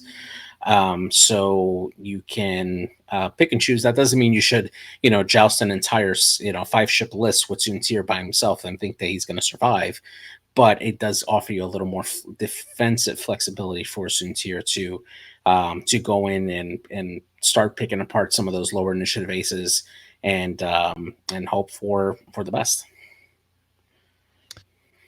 All right. I think the next one we have. Let's see. Where's my Jendin? Jendin. It's a -4, -5%. I don't know why. I don't understand. There's just no information. But Jendin, 100% is something you're going to see there. The proton cannons, the spending of the shield, the I'm shieldless now I get free BS with it is just stupid good. The free target lock. I still wish Jendin would have come in at 6 points because I could have ran Jendin, Soontir, Vader, and a Tomax, and that would have been my squad to run for Worlds. But unfortunately, it's 7 points. But what do you think about Jendin, JJ? He's really powerful. Obviously very dice dependent, right? Because he does want to spend his shield for, that target lock using the Chiss engineering on there, so he can have double modded shots, and then having a proton cannon on top of that at I6 can be absolutely devastating. However, I think if he starts blanking out on defense, even a single blank out on a well placed shot, like a double modded proton torpedo, for instance, all of a sudden Jendin starts ending up in trouble. He does tend to be particularly vulnerable to jam, so that is something that Jendin does have to worry about. But still, offensive wise at I6, if you need a really really good solid initial first strike, I mean, Jendin is the way to go. Probably even more so than like Vader for sure. All right. So again, I think I don't know. Is there anybody else? I mean, there is so many other pilots in Empire. Like I know you can see Marquis Steele. You could probably see Juno, though I think Marquis Steele is a better buy right now. In Empire than Juno is. No offense, JJ. Juno's outdated. I don't know. Like we could spend another hour just discussing Empire, and I don't feel that it's going to do us more good. I really think you're going to see, like, I really think the big list that you're going to see is some sort of a Vader, Soontir, Vizier, style list, or you're going to see maybe be a Marquee, because you can, if you want to downgrade Soontir, you can run Marquee Steel and for an i5 and get a little bit less output than you would with Soontir. But on the opposite side, you probably live a little bit longer and you can joust a little bit easier. And then you can bump your BSA up to another 3 points. So now you can run Deathfire, or you can run the Vizier or the Fair-Off and Deathfire and Tomax. Like you don't have to run other things, right? So Scimitar 1 is another one. I personally don't know if I would say that that's that's super viable. I will say that Scimitar 1 is the ship that says you kill me or I'm going to proton torpedo you, I guess. Like that's the only thing. But and I'm glad. Go ahead. Go ahead. I was going to say, I'm glad you picked him. You brought him up because he's actually a ship or a pilot I wanted to talk about a bit, as a ship that you should consider as part of your list because of just that, right? His ability reads after your friendly ship performs after a friendly ship at range 0 to 3 performs an attack, you can spend a charge to acquire a lock on the defender. And this is definitely one of those ships that if you already took a focus and you're now taking a target lock later on, after the attacks, it's definitely a really, really good shot at I3. You're likely shooting into the defender that has no mods. You're getting a likely double modded shot into that defender, and you're likely to shoot a defender that has at least 1 or 2 shields down already, if not all of them down, and you're gonna have a high probability of you getting a crit through onto that ship. And it's just a really solid ship for what it can do. It is 4 points, but if you're running it along other TIE bombers, namely like Tomax Bren, that can shoot that plasma torpedo ahead of time and then allow for Scimitar 1 to acquire lock at the same time, you're going to have really good success on offense for that ship. So it's definitely a ship you should consider. It is a tough cost at 4 points for it, but for what it can bring, I think it's a very, very consistent ship. All right, fair enough. And I think you will see that too, because I think that does help counter some of the more aggro lists, right? Like that's kind of, sorry, now I'm talking card games again, but I think you will you will see some of that because you're going to have other, like Resistance, for example, is a very high damage output list. They just are. I think Rebels is also a very high damage output list once you move to a little bit away from Han and move to more some X-Wings and some B-Wings, right? So I think that damage output that comes with that is really good, but it is really hard to give up a Vizier or a Fair-Off in that position. It is a hard call to do. But I will say, like, if you run that, it is a million times more offensive, and all you got to do is run it next to Tomax, right? Just run them next to Tomax.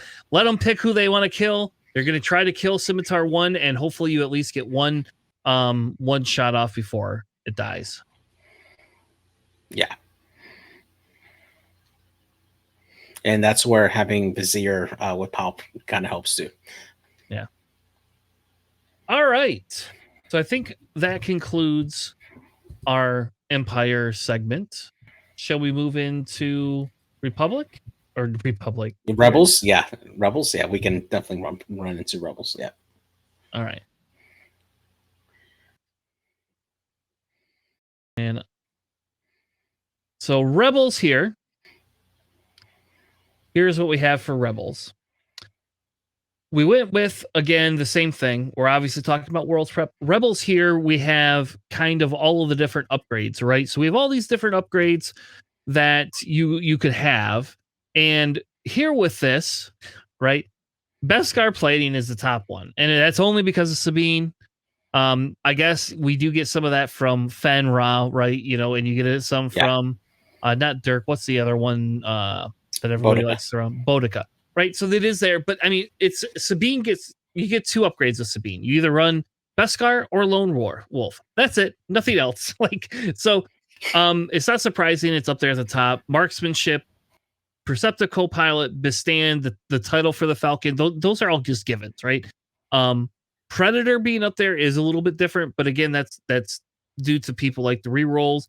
You get Predator on the Fang Fighters, right? What else are you running Predator on, JG? That's bumping that number up. Probably maybe X-Wings. one of the.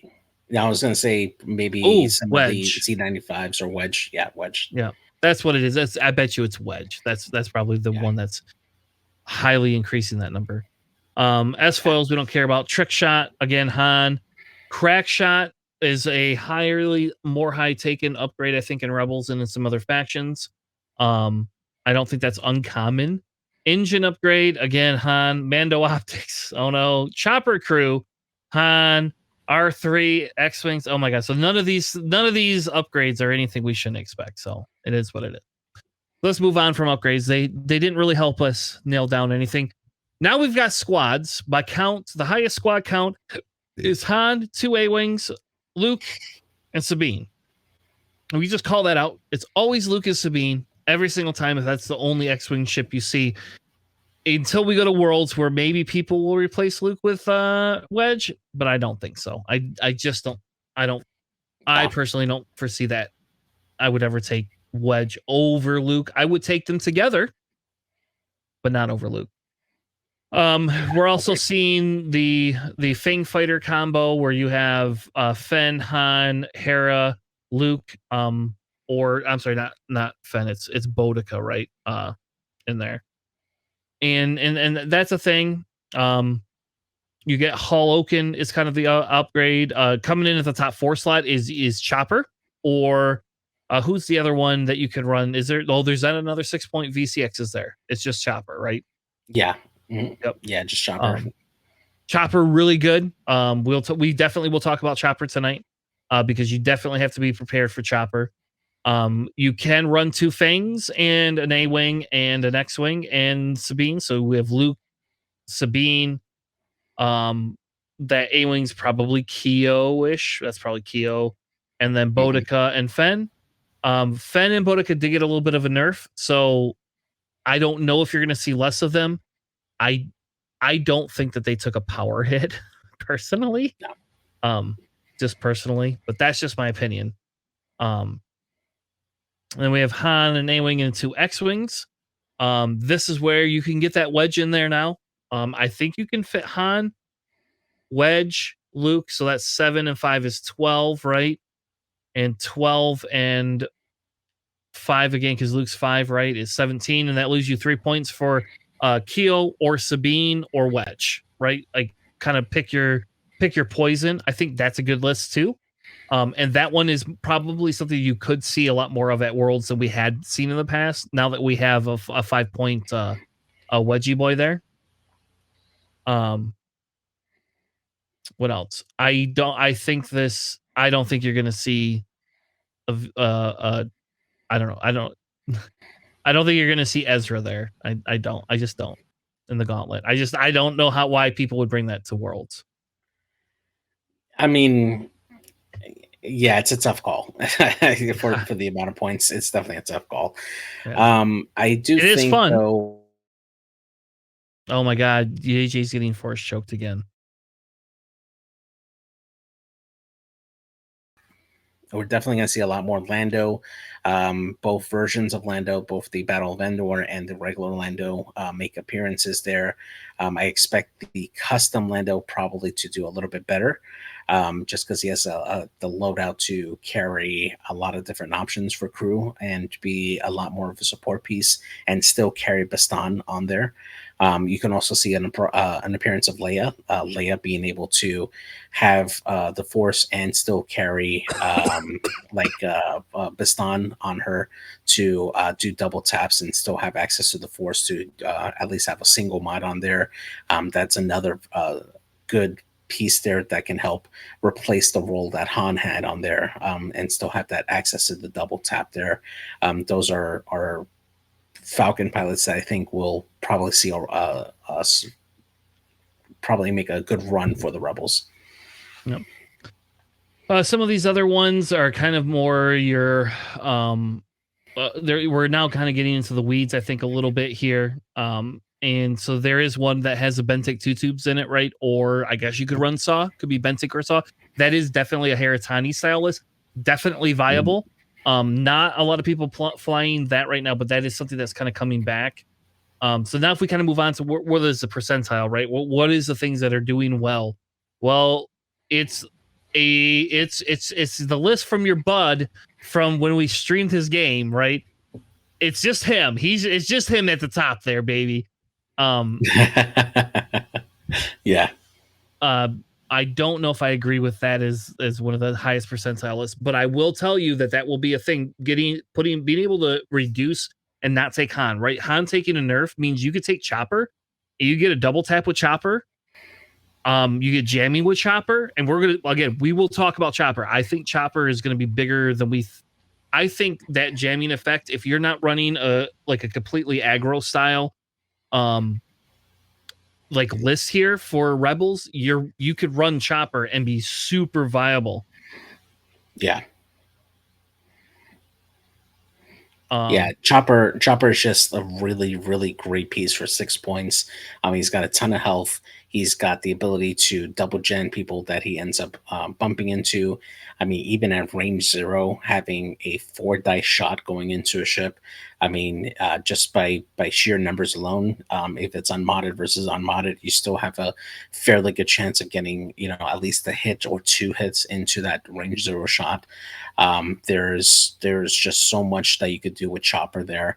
Yeah, he's initiative 2, but he takes up a lot of space. He's a fantastic blocker, and that really opens up the space for the rest of your ships to take advantage of that.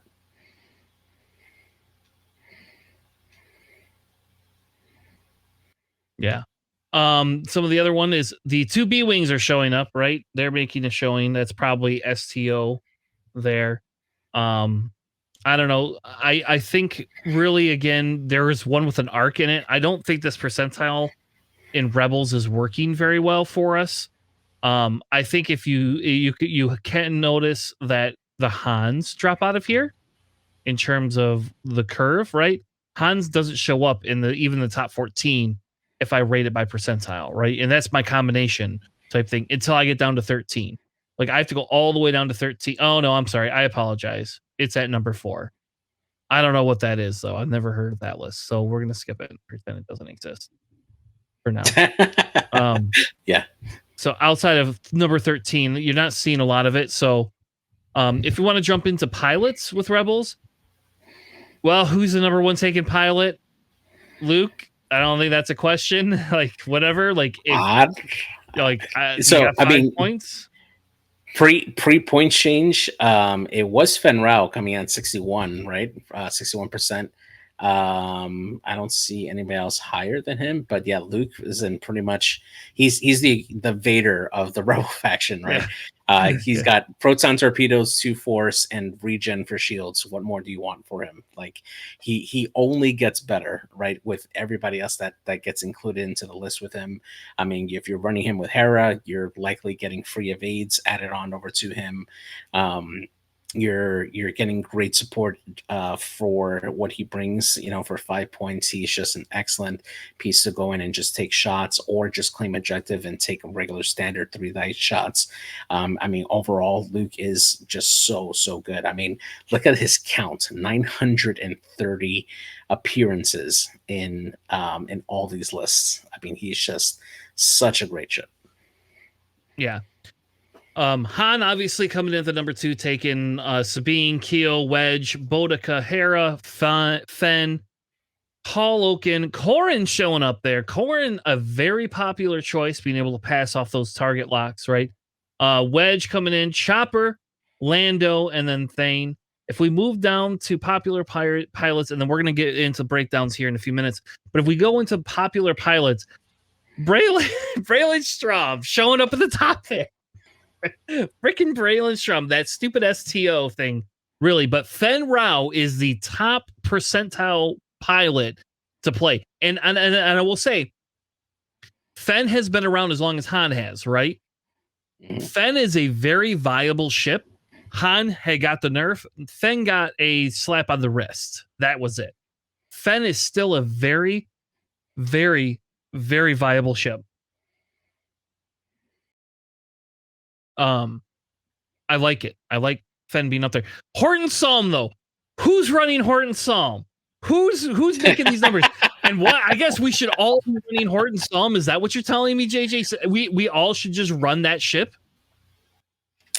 I've seen a couple of lists that really take advantage of Horton Psalm. It's more of a hodgepodge kind of list where you have a bunch of initiative threes mixed up all together. It's a 6-ship list or 7-ship list that could really cover the board wise, and they just have a lot of beef on there. And he just really takes advantage of having enemies at range 1 of a friendly ship to get those rerolls on there. He doesn't have his uses there. It's surprising to see him rank so high. But yeah, I mean, turns out you can do some work if you know how to list build. Yeah. I was a little surprised by that. Then we have Gina showing up there, but we know why Gina is. Then there is Han. So Han is still, the problem with Han is we don't have data for what Han is going to be after this. I will tell you that there is loadouts for Han, and Han will be the first one we talk about. That's the first pilot we're going to talk about in just a minute here, right? Because Han had a nerf, so we cannot run the exact same loadouts as we could before. But Han still can take Bistan and some sort of a multiplier to get his focuses, right? Like there is options, and you don't have to have the double focus to still use Bistan, right? You still just can re-roll your damn dice and then do a second shot. You just pick which target is not as optimal first and then pick the better one after that, but we'll get to that in a minute. Luke shows up at number 7, just below Keel. Not by much. And Boudica not by much less than that, and then Hull by not by much that, and then Sabine, and then the next surprising one though is Lieutenant Blount. And yes, everybody was down on Tanner for saying Lieutenant Blount that that. I know I shouldn't have said it, but here we have Lieutenant Blount showing up, baby. Like that's pretty good. Number 11, doing some work there. And honestly, he pairs very, very well with Horton too, right? Because they both rely on having friendlies at range 1. So those are really 2 ships that pair very well together. And he's still a 3-pointer with I think 10 loadout points. So he can definitely do some work for his point cost.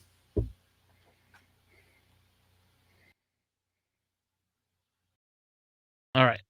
So as we move forward, so we're going to talk about Han first, right? So Han's the guy we're going to talk about first, because Han had a loadout decrease, right? So Han can no longer just be the commonplace, let's throw anybody in ship.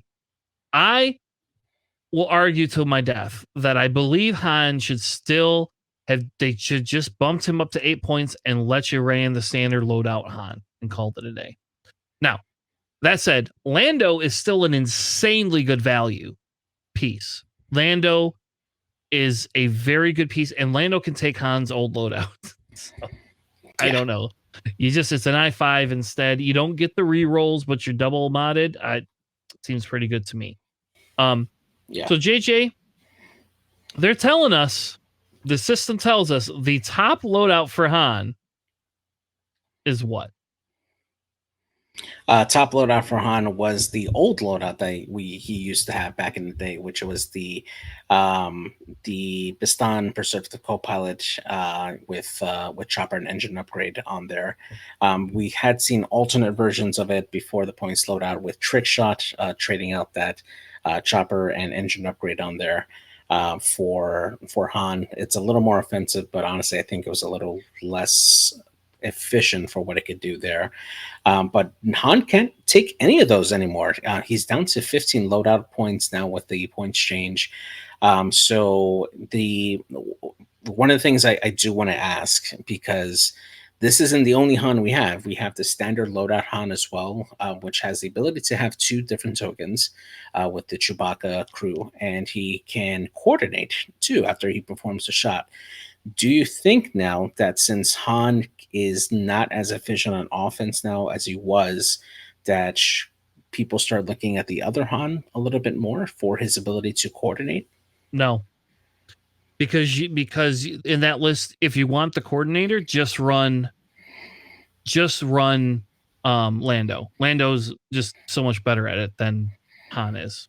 So yeah, it's an I6 or an I5, but you're not using Han to claim objectives specifically most of the time. I mean, you can do it, but that's not typically. Even in the past, you were not like, oh, I'm going to go claim this objective. I'm taking the double focus and I'm shooting you. That's what I want to do. Yeah. So no, I personally, I would never do that. I again bump Han up to 8 points and let me take the standard loadout Han then, or give me standard loadout Han at 6 points. I guess. I don't know. Do we really want to make Rebels that good? No, no, no. We're okay with standard loadout Han being at 7. He doesn't need to go down to 6. Thank you. No, we'll never see Chopper ever again. No, you would never see Chopper again, or you would see both of them. Because you could run both of them at 6 points, 12 points, and you could run those two, then Luke and then Kyo. Oh, that sounds tasty to me.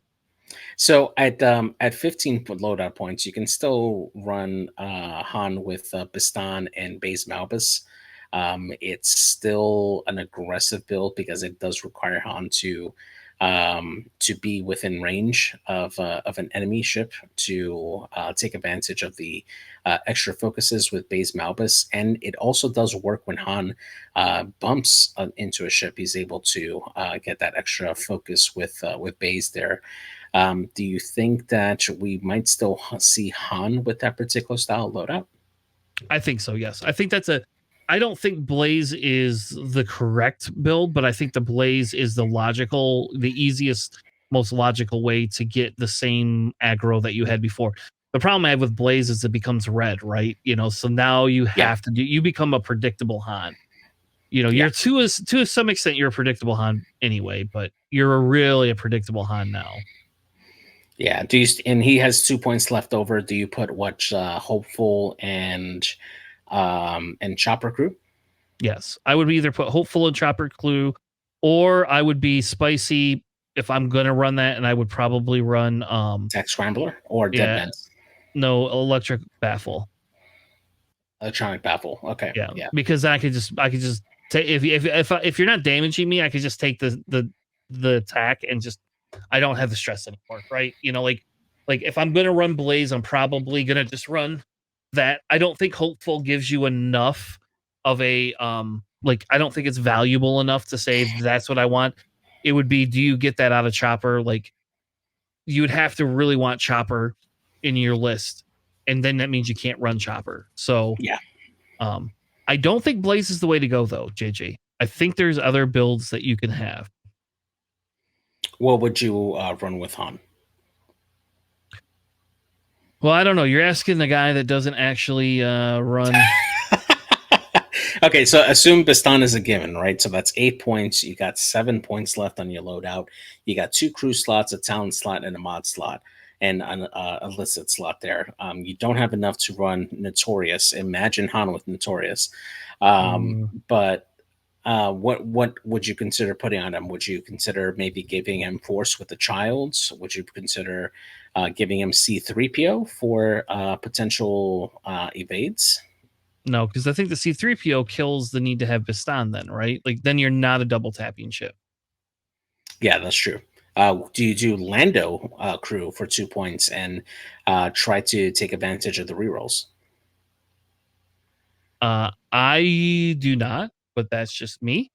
But I do think that it is viable, like, because it can give you the extra, focus tokens, right, that you need, and it can give you the evades, and you can re-roll the dice. So I think Lando is spicy. I don't know if I would say that's the correct build because I'm not really a Han player per se, right? If you do take Lando, that gives you 5 points left over to take Ninum. So all of a sudden, Han's banks are all blue. Yep, and then as I was gonna say, for me, Neonub is the bigger target. And then Chopper Hopeful. That's kind of how I would probably run it. I like Neonub, but that's just me. And I think that if you're gonna run some Han where you're gonna have to be a little bit more cagey, you could do that. But I do think the Lando works still, right? I still think Lando kind of works with that build. You could also run a novice tech, right, for 2 points. Yeah. Novice tech is definitely, and then that still gives you 3 points where you could put a lone wolf. The lone wolf is not as good. It gives you the ability to put contraband. I don't see a lot of people that take contraband because normally you don't use that type of a thing. Um, and I really wish Bistan wasn't focused and could just be like green, green thing, because then you could just take overtune modulators. But Yeah. I think contraband's a thing, or or you can add your engine upgrade back, right? Like you can now have engine upgrade, so you could run Lando Novice Tech, Bistan engine upgrade, and I think that's kind of a valuable thing that you could run. I'm trying to think of what else, because really that the engine upgrade is so good on Han, right? Like it's just so good. I don't know how you get out of not running that. I guess you could still run, but you can't run Blaze because now you're two little points. Yeah. Hmm. I don't know. Yeah, maybe Lando Chopper engine upgrade, Bistan. That's a feels good for me. Yeah, definitely.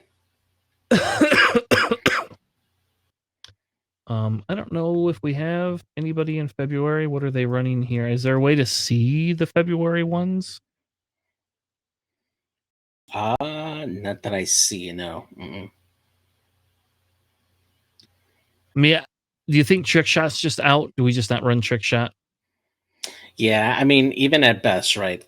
From what I've seen from the many, many Han games that we've seen this past season, Trick Shot is very hit or miss because you have to um, reliably put your Han in a position where he's going to be obstructed and take shots at range 3 and also have a target that's going to be there. At best, you're getting that maybe 1 to 2 times per game. And that's just a lot of points for 4 points to commit to Han, and that also requires you sometimes to use a boost in order for you to get into that position.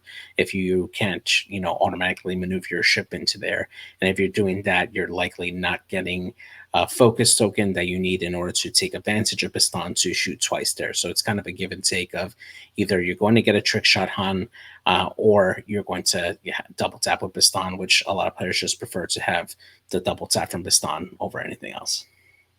Yeah, and I think he just can't give. I think he just can't give that up, right? Yeah. I mean, I could be wrong. I mean, I don't know. I'm trying to find the ones. It would be nice to find the one from STO. I don't know. I don't know if it matters that much.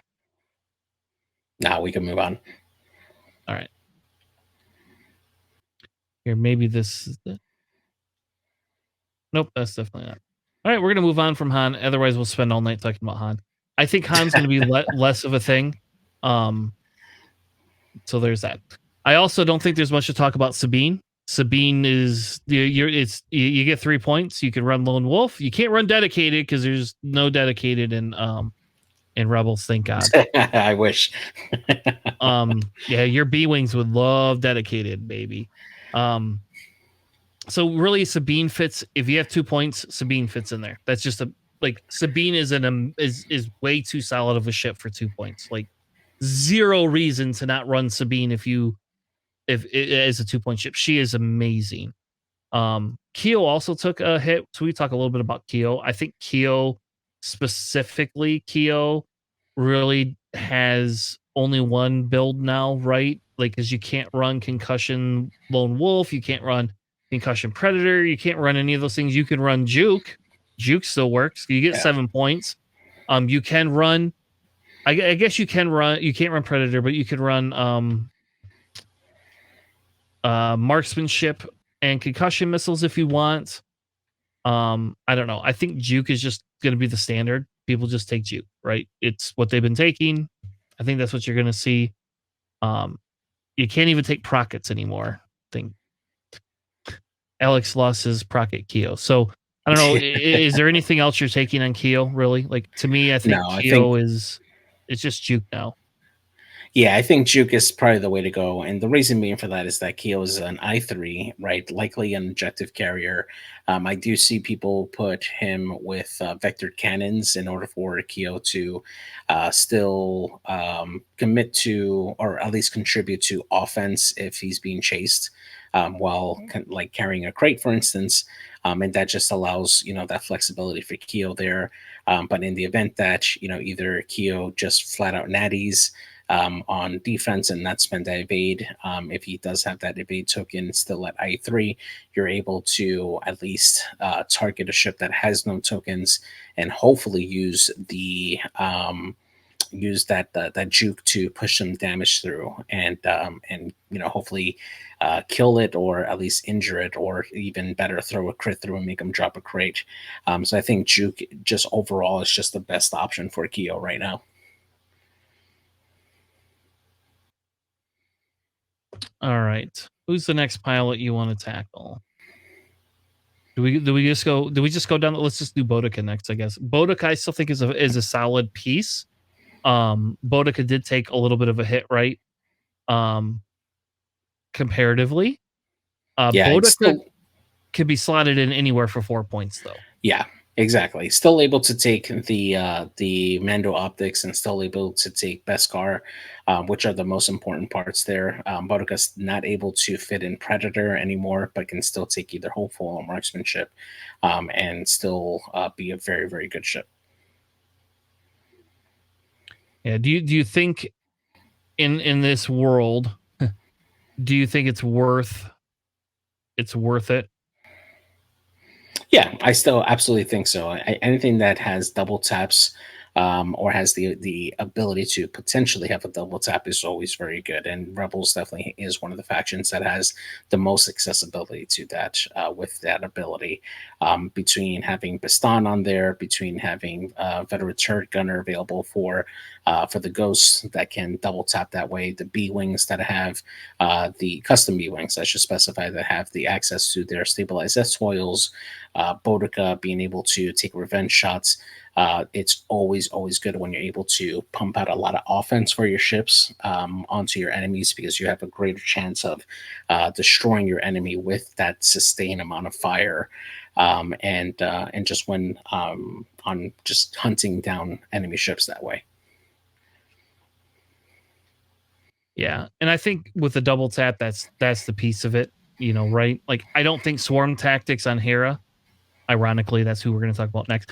I don't think swarm tactics on Hera is the way to go. I still think you could put Hera and Bodica together, right?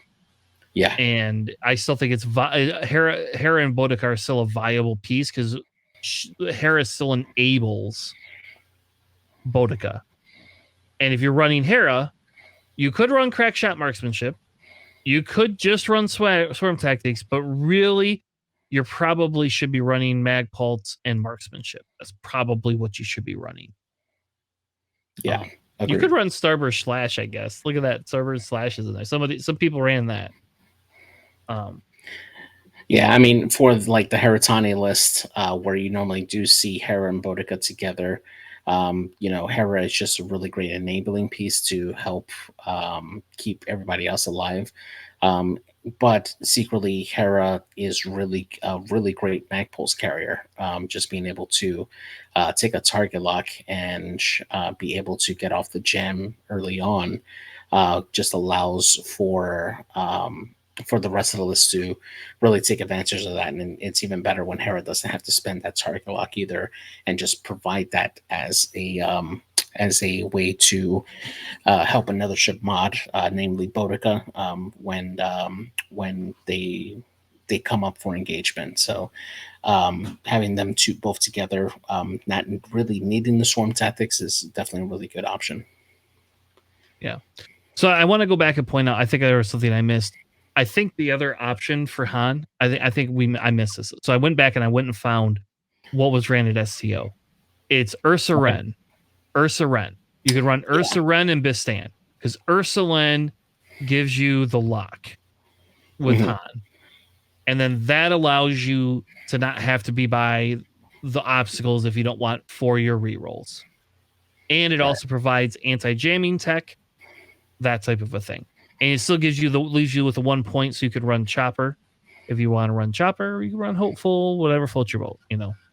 Honestly, with Ursa Ren, I would actually consider Freelance Slicer, so that way you could potentially jam with Han by spending that target lock. It is a fringe case, but it is something that's definitely interesting with Han. It's JJ theory crafting for worlds that he's not going to. Yeah, man, I love the jam, man. All right, let's talk about Fen a little bit. I think we talked a little bit about Fen earlier. I think Fen being at one of the top spots is just so good, though. I still think Fen is so good in the meta. It's an I6. It allows you to remove stress from ships, so it's really not a bad ship. They were smart and not let you do it at range 0, thank God. Yeah, definitely. I don't know. What do you think? Do you think Fen Rao is still a viable thing? I mean, you can't take everything, but you can still take a lot. Yes, I absolutely think that Fen Rao is an absolute necessity now for the Rebels, namely with the new Battle of Endor pilots. You take a look at the B-Wings, both the new Braylon and the new Gina, being able to help them mitigate their stress when they engage is absolutely really, really crucial for them, especially if they want to keep time on target. That Fen Rao just really opens up the ability for them to chase and to keep time on target on their enemies there. You also take a look at Wedge as well. Wedge being able to do his focus boost and natively allows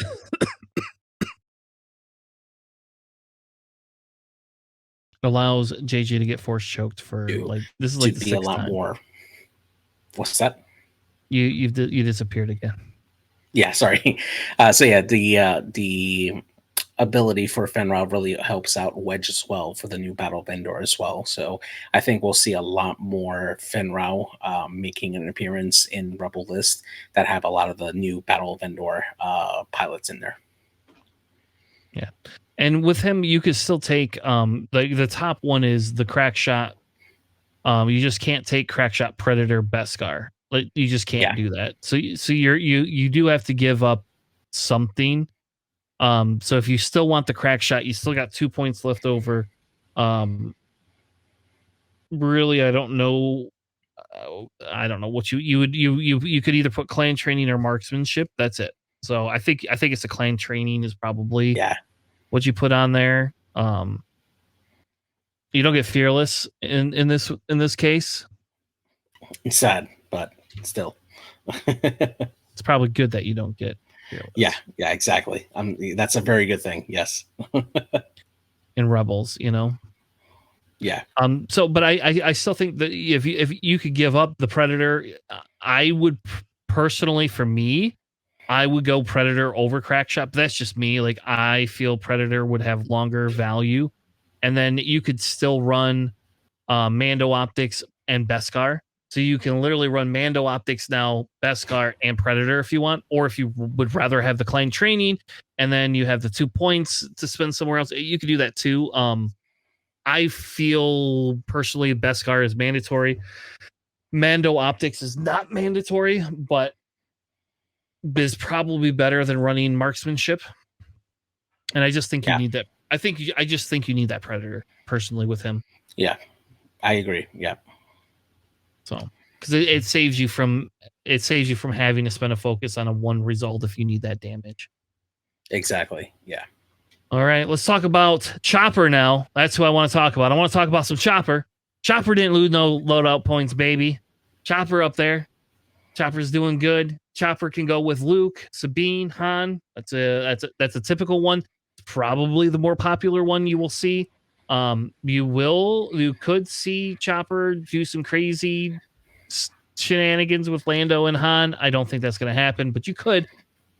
Chopper and Lando are actually really good together. So like if they did nerf Han a little bit more, putting Lando with Chopper and then having those other 7 points to play around with, like, is actually pretty good because Chopper can do all sorts of things then, right? Yeah. And I think like Chopper doesn't right now. Chopper doesn't have to take just takes the reinforce because that's just what you have to do if you don't want to die. But if you open up the Lando coordinate piece of it, Chopper doesn't have to take that reinforced token at I2 because now Chopper can take a focus. Chopper can take a target lock, right? Either one of those. Yeah, but yeah. Calculate, sorry. Yeah, whatever. It opens up his door to be able to do something else. But yeah, exactly. And that's where the strength in his crew slots definitely comes into play as well, right? Because one of the most popular upgrades that we used to see him with is definitely Ursa Wren Magva Yarrow combined with Saw Gerrera to have that target lock and crit conversion combined into one for Chopper, and that's really, really powerful. But you can switch that up. You can change it into having the child, so that way he has force, and that we can reinforce that way he has the passive force that he could spend with the child there. Or you can switch it up. You can put in utility crew in there like Fen Rao to help mitigate with stress and to help out the rest of your squad that way. There's just so many different options that you can do with Chopper that a lot of people tend to overlook. I mean, he's a very, very solid piece for 6 points for what he can provide. Yeah. So if you Magva, right? She says after you defend, if the attack hits, you can acquire a lock on the of the attacker. That's really good, right? Yeah, that's really good because you could run Magva, you could run the veteran, the veteran turret gunner, right? And you could run dorsal, and you still have 4 points left over. You can't run Saw then, but you still got 4 bloody points left over. So if you're not running Magva, and that's another option, you could technically put Magva on Han too if you'd rather, and you could run Ursa then here. So you could pick and choose where you want your points to be, and you can run FCS if you really want, right? Because then you don't have to spend your lock. The veteran turret gunner is kind of the thing is, you could perform a bonus attack. So it allows you to hit 2 ships. You can throw 4 dice. Yeah. I don't know. It's pretty, to me, it's pretty good. Like there's so many options you can go here.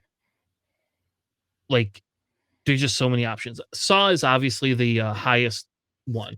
Veteran turret gunner and Saw because Saw lets you convert your crits. That's just what it does, Yeah, exactly. Yeah, and that's definitely very, very consistent.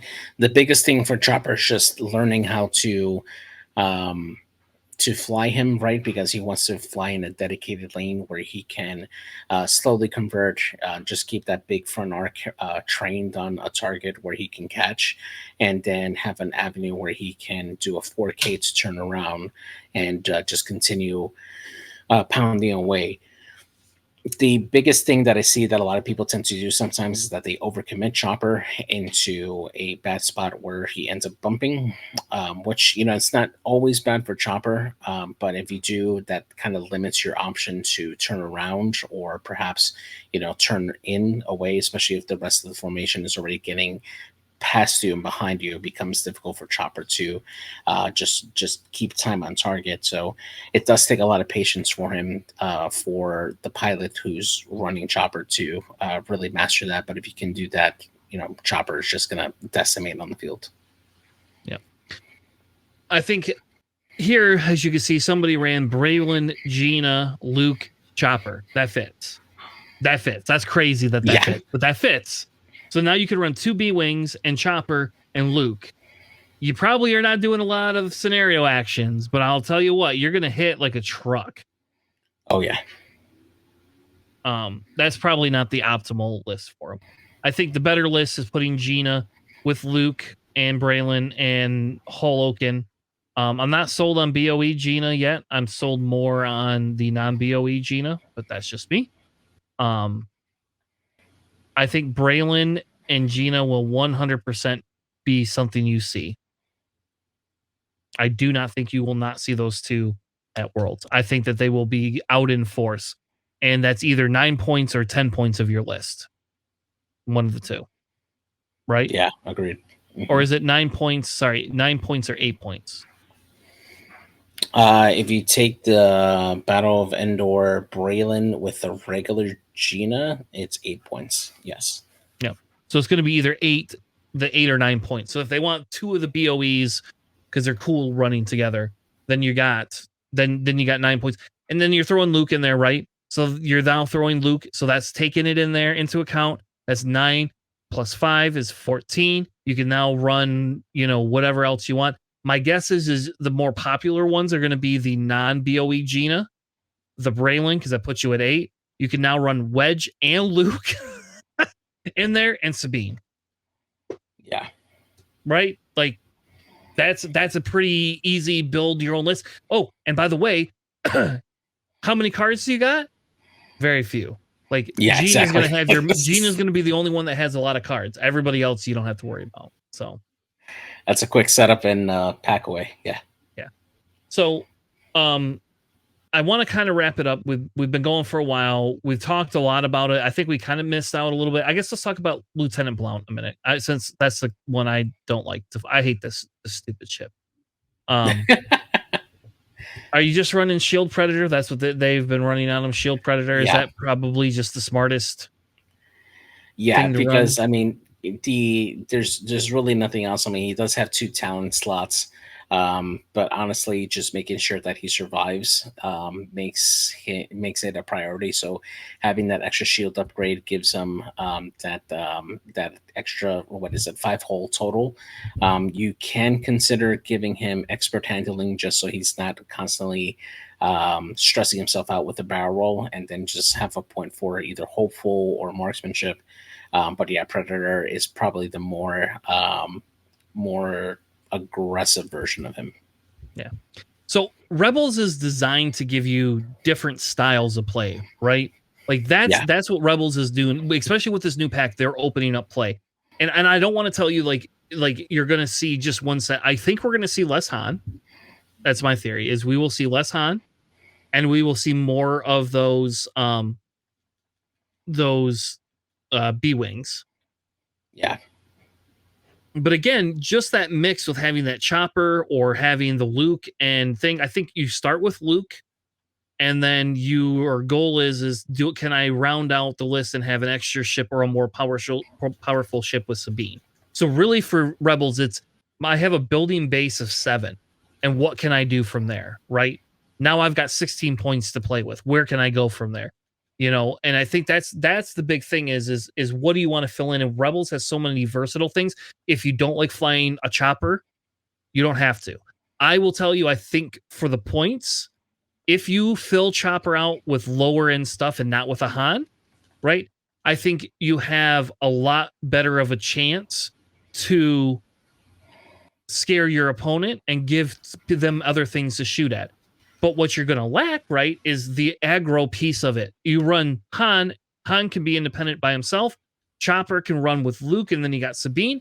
And I think that's also like a super viable piece too, just because of the fact that you could just run Chopper and then take Han and Luke, and they can go in and help Chopper, whoever, if they go after him. And if everybody ignores Chopper, well, you know what that means. That means 2 double modded or 2 double shots coming at you. That's what that means. Yeah, exactly. But if you don't want to run a big base, there is now options to run 5 ship rebels. You can run 5 ship rebels very easily, and that new wedge, like the thing out of that pack that I like the most, I don't like B-wings because JJ ruined my B-wings for me. But the best, I think that wedge at 5 points is so good. So if you have an extra 5-point slot, there is not a reason to. I don't think there's a reason anymore to say, well, I could run Sabine and Keo. I could just run wedge, and that could be your other archetype that we see. We could see the wedge, Luke, Han, meta, right? You know, where you have that 17 points and then it fills out with Keo. Probably Keo is probably what you're putting in there, or Sabine A-Wing. I guess you could run Sabine A-Wing, which is a viable one too, but you're really probably just doing Keo because it's got a native force. And that, I think that's the other thing you could see, is because now you got 2 I6s, an I5, and then a 3-point little teetotaler that's coming behind, you know, saying, I'm going to juke you. I'm going to juke you. I'm going to juke you. And it's like super easy to fly. That's like a put on the table list. There you go. Yeah. Agreed. Anything else for Rebels, JJ, before we wrap it up? No, not really. I mean,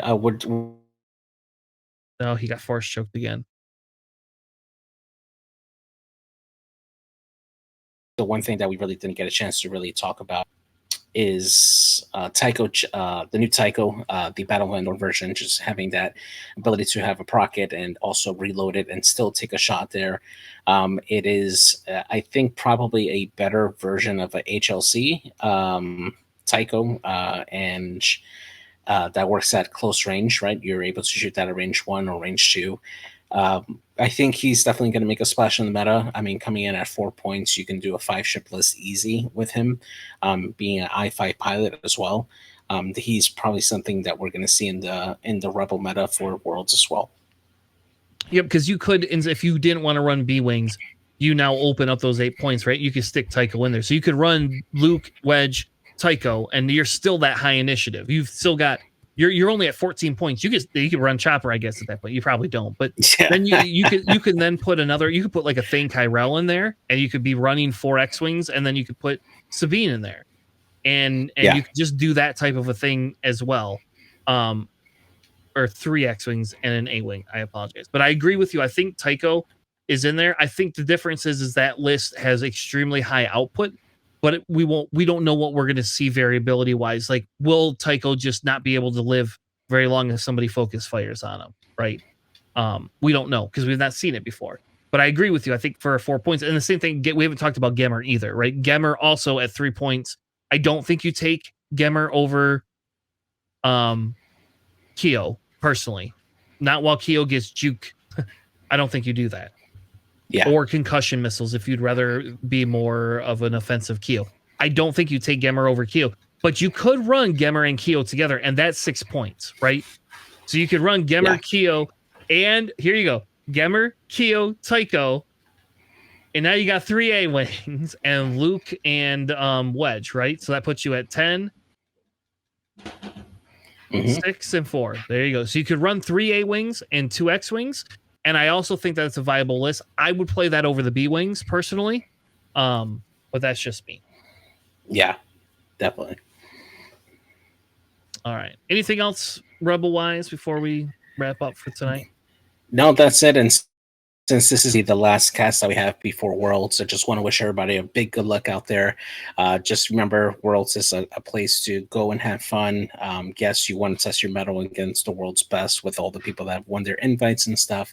But ultimately, at the end of the day, you know, the important thing there is to have fun. Don't let a loss ruin your experience of Worlds. If this is your first Worlds going over there, take it all in. There's just so much to do there at Adepticon. There's so many people that you're going to meet and play and have fun with. And the best part about it is after X-Wing is finished, going out and hanging out with people, going out to eat, going exploring out Schaumburg and Chicago in that area. It's just so much fun. So really, you know, just have a great time at Worlds. Yep. JJ saying that for me because I get tilted, and so he's saying that so that when I play and I go 0-2 right away, and I won't, you know, I could go ahead. I can then crack the beer and have a little bit of fun. I don't drink beer, so don't buy me a beer, please. But the rum and coke or the Jack and Diet. There you go. Hey, all I know is that when Django wins Worlds, it's just gonna suck, man. You're the one that told me not to run CIS for Worlds. I know, exactly.